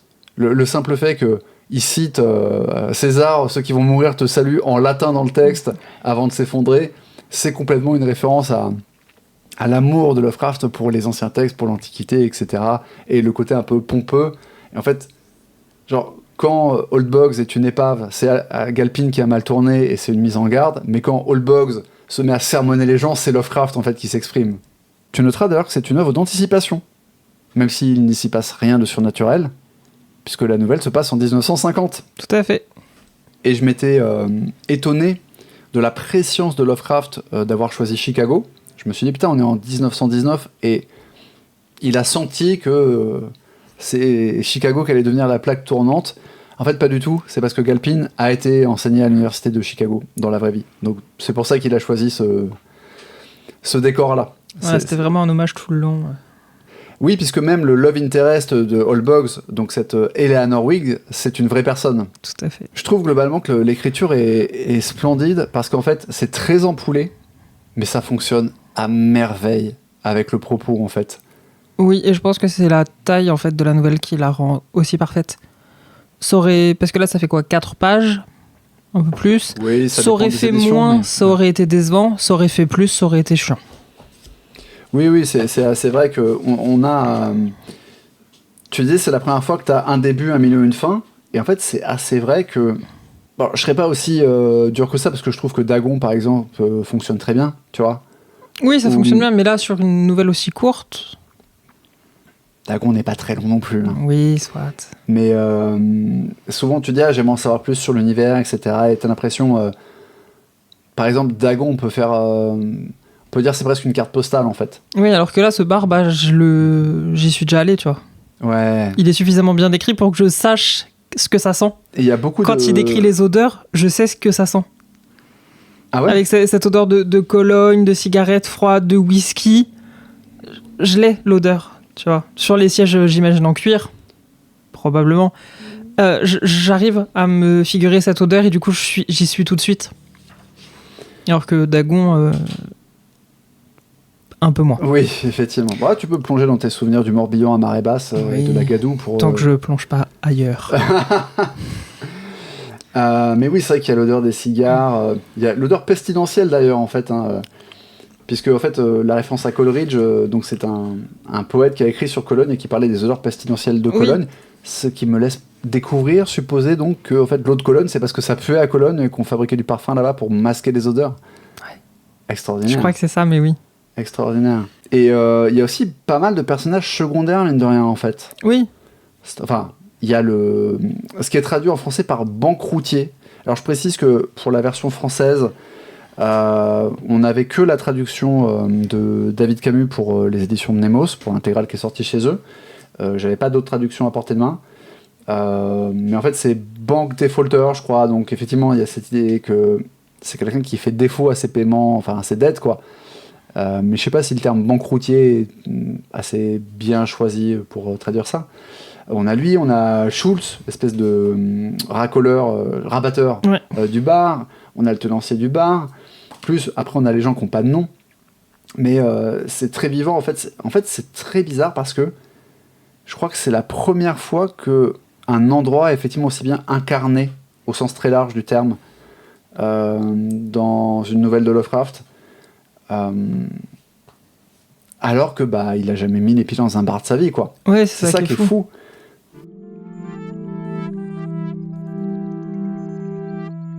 On retrouve évidemment l'écriture à l'ancienne, façon 18e siècle, avec des formes, en fait, comme par exemple pour le verbe montrer, donc to show, le participe passé va être shewed, S-H-E-W-E-D, au lieu de showed et shown. Voilà, ce genre de choses. Donc ça porte les marques du Lovecraft qu'on connaît. En fait, c'est ça qui est intéressant, c'est que j'ai l'impression que le contexte, en fait, le concept de la nouvelle lui a permis de sublimer son style. Parce que je trouve que en fait, le côté ampoulé fonctionne bien avec le côté second degré de la nouvelle qui se moque un peu de lui et qui est en fait dans l'outrance totalement. Permanente. Tout est, je veux dire, à la fin quand donc Oldbog casse des bouteilles et se met à agiter son balai, sa serpillière comme un javelot de hoplite. Bien sûr, donc les petites références antiques chez Lovecraft. Il casse les bouteilles. On a une partie de la foule qui s'accroupit pour lécher l'alcool qui est par terre. Donc et c'est magique parce que c'est en même temps premier degré, là encore, enfin, tu pourrais dire ça serait du cinéma, tu pourrais dire Lovecraft fait de la mise en scène. Oui. Ça, c'est un propos sur le déclin civilisationnel et là, en tout cas de l'individu, sur la régression primitive. Donc les gens se comportent comme des animaux et s'accroupissent pour lécher le sol comme des animaux, quoi. Et en même temps, t'imagines absolument pas que ça arriverait vraiment dans un bar, parce que j'ai jamais vu, et pourtant j'ai vu des bars chelous, et j'ai vu des gens en état un peu second, mais j'ai jamais vu quelqu'un s'accroupir par terre pour lécher de l'alcool, quoi. Et j'ai fait beaucoup de soirées étudiantes, c'est vous dire. Et donc c'est tellement, je trouve pas le terme caricatural, enfin c'est irréaliste pour le coup, que c'est drôle, et en même temps ça reste son vrai propos premier degré et une métaphore assumée, quoi. Est-ce que tu as d'autres choses à nous dire sur la nouvelle ? Oui, moi du coup j'ai 3 petits points à aborder. À un moment, du coup, quand il nous introduit le personnage d'Alfred, il nous dit qu'il a été à l'université et qu'il était dans une fraternité. Ouais. Qui a un nom d'ailleurs très bizarre que j'avais jamais vu. On y revient. Une fraternité, et plus particulièrement, du coup, je vais vous parler des fraternités étudiantes, universitaires. Les fameuses. Les fameuses, ce sont des sociétés secrètes ou pseudo-secrètes, Oui, c'est pas très secret en général. Parce qu'ils ont En fait, ce qui s'y passe est secret. Ah oui, d'accord. Ou pseudo-secret. Ouais, entre membres, tu révèles pas. Voilà. Ok. Donc, société secrète ou pseudo-secrète d'étudiants et anciens étudiants dans lesquels on entre au terme d'une intronisation et d'une initiation. Donc, tout le monde ne peut pas y rentrer. Et justement, ce qu'il faut faire pour y rentrer, souvent, c'est caché. Et ce qui se fait dans les bâtiments qui leur sont dédiés sur les campus américains est assez secret et sert souvent à cacher des trucs un peu louches. C'est une très grosse généralisation et ça ne fonctionne pas comme ça sur tous les campus et sur toutes les fraternités, mais souvent... Il y a une notion de bizutage, on va le dire. Ouais, de bizutage et surtout de protection. En fait, c'est là qu'il va y avoir un gros entre-gens. Ouais. Où si tu viens d'une grande famille, avant même de savoir que tu vas choisir ce campus-là, tu sais que tu seras dans une fraternité et tu sais que tu n'auras pas vraiment le choix puisque ce sera la plus grosse fraternité du campus. Et que voilà, il y a aussi une notion de stratification sociale dans les fraternités. Dans les fraternités, tout à fait. Parce que je savais qu'il y avait une notion de statut, genre, c'est pareil, c'est un truc que moi je connais que à travers les films hollywoodiens, en particulier les films d'horreur, parce qu'il y a évidemment beaucoup de slashers qui se passent sur des campus, etc. Donc cette idée que t'as les meufs un peu style top modèle, je l'emploie avec d'énormes guillemets, hein, la caricature de la pétasse blonde américaine en fait, qui a un peu une forte poitrine mais qui est pas trop grosse, ces meufs-là qui sont très populaires, etc. Elles vont être dans une fraternité. Et dans une sororité du coup. Ouais, une sororité du coup, et c'est un peu la sororité où faudrait faire part, à laquelle il faudrait appartenir, parce que c'est les meufs les plus branchées quoi. C'est ça, et tous les quarterbacks du coup qui vont être les quarterbacks ou les fils à papa, voilà. Un exemple tout bête dans The Social Network. Ouais. Ça pourrait, quand ils sont tous en train de coder, enfin, ou même les jumeaux, ils ont cette vibe un petit peu de fraternité. Oui, je sais pas s'ils le sont officiellement, quoi. Mais voilà, c'est l'entre-soi. Les jumeaux, c'est le yacht club. Les jumeaux, t'es sûr qu'ils font partie d'une fraternité. Je crois que c'est explicité dans le film. Voilà, ne serait-ce que leur club d'aviron. Exactement. C'est une fraternité. Donc les plus connus sont aux États-Unis et au Canada, mais on en retrouve aussi beaucoup dans 2 pays que je ne m'attendais pas à trouver dans cet article-là. La Corée du Sud ? Non. Est-ce que tu veux essayer de guesser du coup 2 pays L'Australie ? Non. Ok, mais tu vois, je pars sur des pays un peu... Non, qui ne sont pas des pays du Commonwealth. Ok. La Turquie ? Non. Ok. La Norvège ? Non, mais t'es un petit peu dans la bonne zone géographique, assez large. Ok, vas-y, dis-moi, parce que... La Pologne et les Philippines.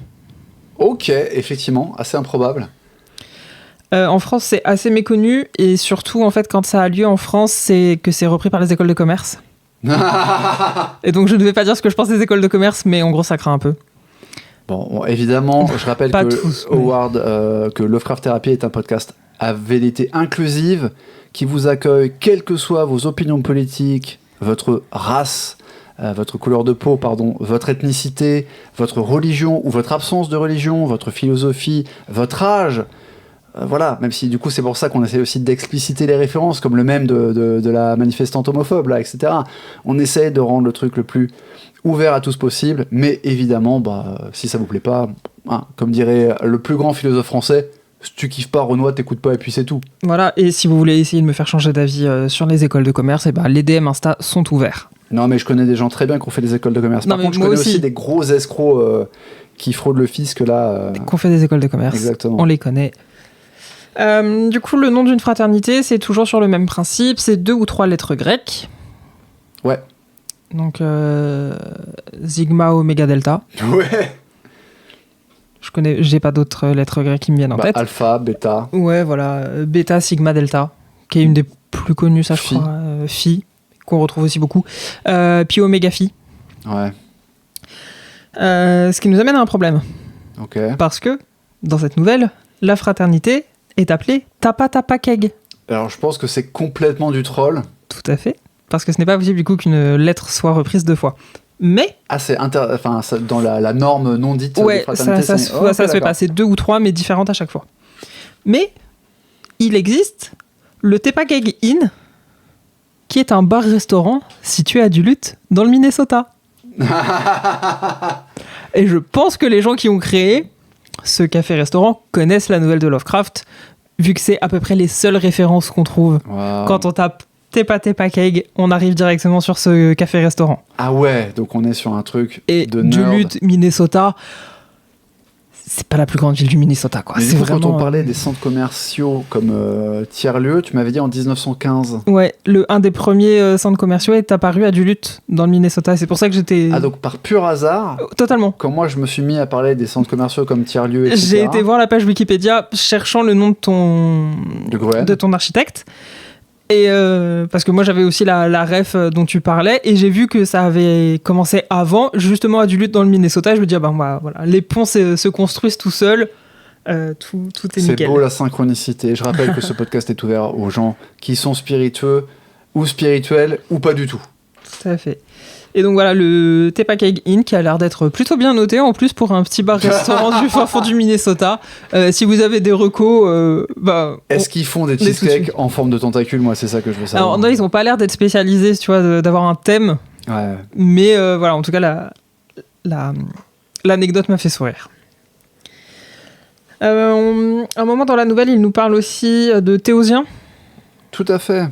Est-ce que tu sais ce que c'est? Est-ce que tu as une idée? Alors parce que en fait, dans la version originale, c'est pas annoté, mais dans la traduction de Mnemos, il y a un truc sur Anacréon.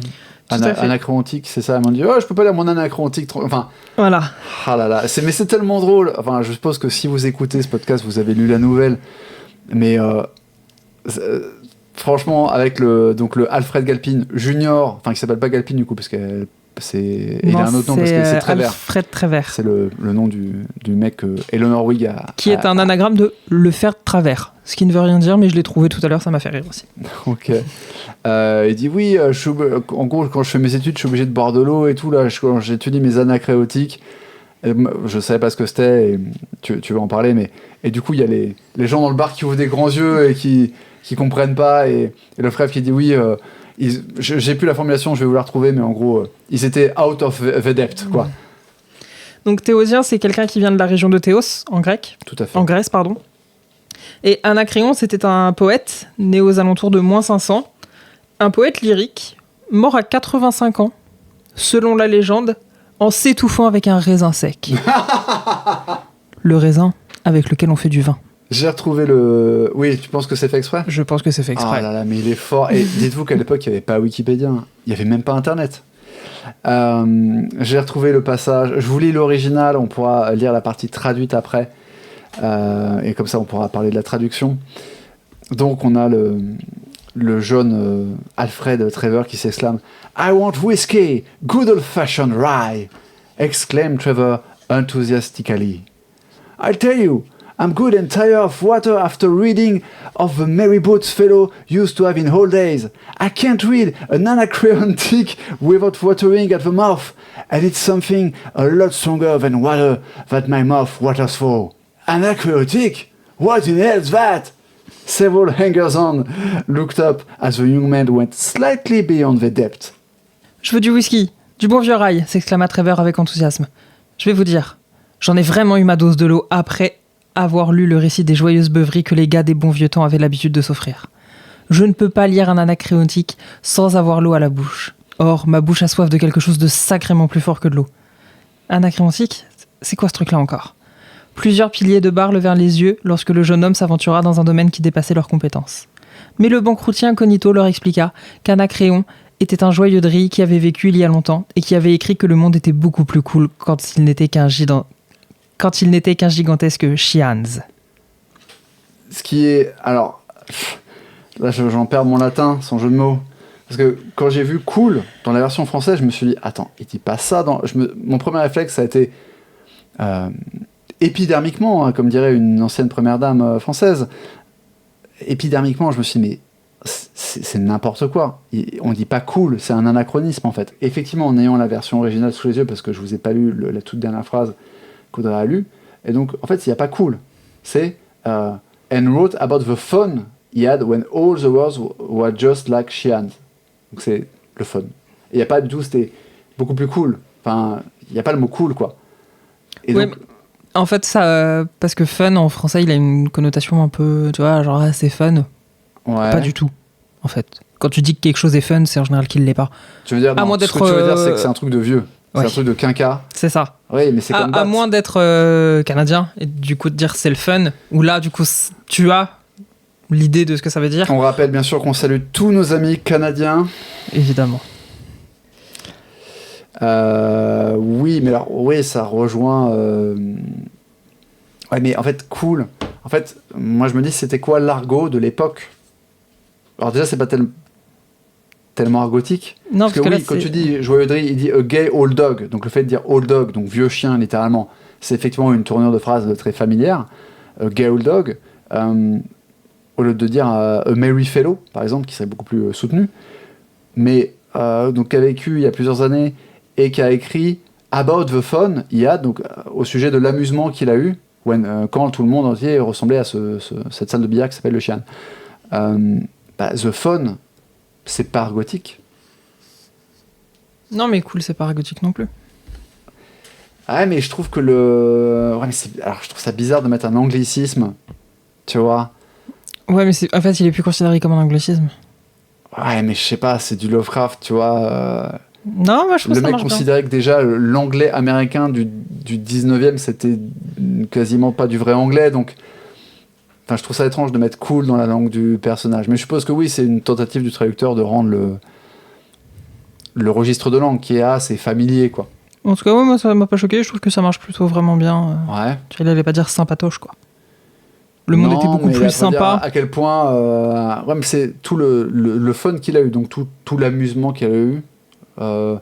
Tu pourrais dire si vraiment tu veux ne pas respecter la langue, parce qu'on va parler, j'ai trouvé 2 exemples en fait j'ai pas eu le temps de comparer chaque paragraphe et tout, parce que j'ai lu l'anglais et le français un peu espacé de plusieurs heures, donc je voulais pas rentrer. Quand vous lisez la version française seule, en tout cas celle de Camus, ça passe, il y a rien qui est choquant. Par contre, quand vous commencez à comparer le texte, il y a des trucs très choquants. Donc si c'est pour ne pas respecter le texte, tu dis la drôlerie, ou enfin tu vois, il y a d'autres tournures de phrases, ou à quel point il s'amusait bien, tu vois. Parce que je te donne un exemple. Donc c'est littéralement la phrase d'ouverture, hein, Sheehan's Pool Room, which adorns one of the lesser alleys in the heart of Chicago Stockyard District, is not a nice place. Donc littéralement, n'est pas un endroit sympathique, ou n'est pas un endroit agréable. Et traduit par Camus par n'était pas un endroit splendide. Non, n'est pas un endroit particulièrement splendide. Oui, c'est pire. Non, parce que du coup, tu retrouves tout le second degré. Oui. Non, mais j'entends bien. Mais du coup, c'est pas du tout le texte original, en fait. Is not a nice place. Le second degré est dans le fait qu'il emploie un euphémisme. Au lieu de dire c'est un endroit horrible, il dit c'est pas un endroit sympa. Ça, je suis d'accord. C'est un peu comme va, je ne te hais point. Ouais, mais là, du coup, c'est pas particulièrement splendide, tu vois. Ouais, mais splendide, ça existe en anglais. Ça se dit splendide, hein. Oui. Donc, tu vois, is not a nice place. N'est pas un endroit agréable. Alors oui, je comprends que si tu le traduis trop littéralement, peut-être on perd le côté coucou, je suis au 3e degré et demi, quoi. Mais comme ce que j'ai dans mon verre. Et on a même des contresens, comme lorsqu'il est question de the aroma of strong wicked whiskey, donc l'arôme du fort ou puissant, si vous préférez, malfaisant whisky. Strong, hein, puissant, fort, wicked, donc tordu, malfaisant, mauvais, etc. Donc, ça devient le puissant arôme de l'horrible whisky. Donc là, carrément, l'adjectif strong a changé de substantif. D'accord ? C'était l'arôme du strong whisky, là, ça devient... C'est comme si c'était écrit « The strong aroma of the wicked whisky », tu vois, dans la traduction. C'est-à-dire le puissant arôme de l'horrible whisky. Je rappelle que cette édition a été crowdfundée quand même, quoi, que les mecs ont fait tout un pataquès en disant il faut une nouvelle traduction de Lovecraft, et puis tiens, ça va me payer un voyage à Providence. David Camus, si tu nous écoutes, je ne te connais pas, je n'ai rien contre toi, mais là, mon besoin de rigueur intellectuelle et de cohérence, similaire à celui de Lovecraft quand il était petit et qu'il jouait à des jeux, n'est pas satisfait. Mais du coup, si tu veux de la rigueur intellectuelle, tu t'intéresses pas à de la traduction, puisque c'est pas le but. Donc je vais le répéter, comme à quasiment chaque épisode, lisez le putain de livre en anglais en fait. Enfin, c'est pas un livre, c'est une nouvelle. Sérieusement, je suis horrifié, quoi. Du coup, je dis, ce sera rien, je compare la suite, ça va être comme ça tout le temps. Enfin, tu vois, c'est bon, quoi. C'est visage choqué. Et si certaines personnes n'ont pas la ref, écoutez, tant pis. On va pas expliquer à chaque fois les références qu'on fait. Déjà, on a passé 1 heure à parler de la prohibition et de la mafia italienne. Hein. Si vous êtes encore avec nous, c'est que vous êtes prêts à toutes les outrances. Des coques, quoi.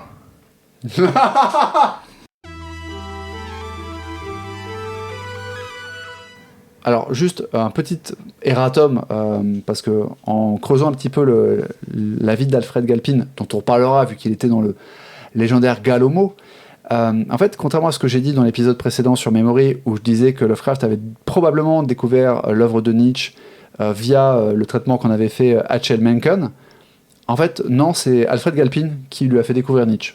En tout cas, la philosophie nietzschéenne. Est-ce qu'il lui a fait lire des livres précis ou est-ce qu'il lui a expliqué les tenants, tu vois, les ténètes de l'ami Friedrich le syphilitique, je ne sais pas. Mais voilà, je voulais juste faire cette petite précision. Le monde était beaucoup plus cool quand il n'était qu'un gigantesque Chians. Revenons sur son dernier mot. Ouais, ok. Chians, Ok, qui est le nom de notre pub, ouais, et le nom de beaucoup de pubs encore actuellement. ok. Voilà, c'est un nom irlandais très commun, beaucoup de pubs s'appellent comme ça. C'est un dérivé du gaélique qui signifie descendant du paisible, ce qui est quand même assez contradictoire avec Wow. le nombre de pubs qui portent son nom et les gens qui peuplent ces pubs. Descendant du paisible. Ouais, parce que ça vient du coup de... Ah, j'ai pas noté la fin. De Chine, du coup, qui en ancien gaélique veut dire la paix. Ok. Mais ça veut pas dire du coup le paisible, tout simplement? Non, apparemment c'est vraiment Les gens qui descendent. qui descendent du paisible. Ok. Donc voilà, je trouvais ça encore un petit peu sympathique que ce soit un mot... du coup c'est un nom irlandais, en tout cas très commun, mais je pense pas qu'il l'ait choisi que pour ça, voilà, descendant du paisible. Bon bah, manifestement, il pense que les gens qui vont dans les pubs ne sont pas si paisibles que ça, et ça marche plutôt bien. Est-ce que tu sais ce que c'est le syndrome de Sheehan ? Pas du tout. Eh bien, je l'ignorais encore ce matin. Et ça n'a plutôt rien à voir avec notre histoire. Mais allons-y, la culture, c'est comme la confiture, c'est encore meilleur quand c'est à la framboise. Le syndrome de Sheehan se caractérise par une nécrose de l'hypophyse secondaire à une hémorragie du postpartum, ou à un traumatisme crânien, et induit une absence de montée de lait. Oula, mais ça s'écrit pareil? Oui. Ok. Probablement parce que c'est un docteur Sheehan qui l'a trouvé. Probablement. Impossibilité d'avoir des montées de lait suite à un traumatisme crânien ou à une hémorragie postpartum. Ok, c'est intéressant que Lovecraft ait choisi un nom de pub qui est visiblement, là encore, dans l'usage. C'était peut-être le nom du pub en fait devant lequel il passait pour aller à la bibliothèque. Oui, enfin, je sais pas s'il y en avait un qui s'appelait comme ça à Providence, mais ce qui est intéressant, c'est qu'il a choisi là encore d'être dans le réalisme, d'une certaine manière, dans la plausibilité, en prenant un truc qui était vraiment... c'est intellectuellement cohérent d'avoir un pub qui s'appelle Sheehan. Eh bien, ça me paraît une excellente manière de finir ce podcast. Tout à fait. La prochaine fois, on parlera d'une nouvelle qui s'appelle La Transition de Juan Romero. Sauf s'il y a une collab qui s'est glissée entre temps, mais je crois pas. Je crois qu'en termes de chronologie, c'est vraiment Juan Romero qui arrive. Je remercie évidemment nos fidèles auditeurs pour leur patience entre les épisodes. Et puis, je pense que... Est-ce que tu vas rajouter un truc pour la fin, André ? Tentaculez-vous bien.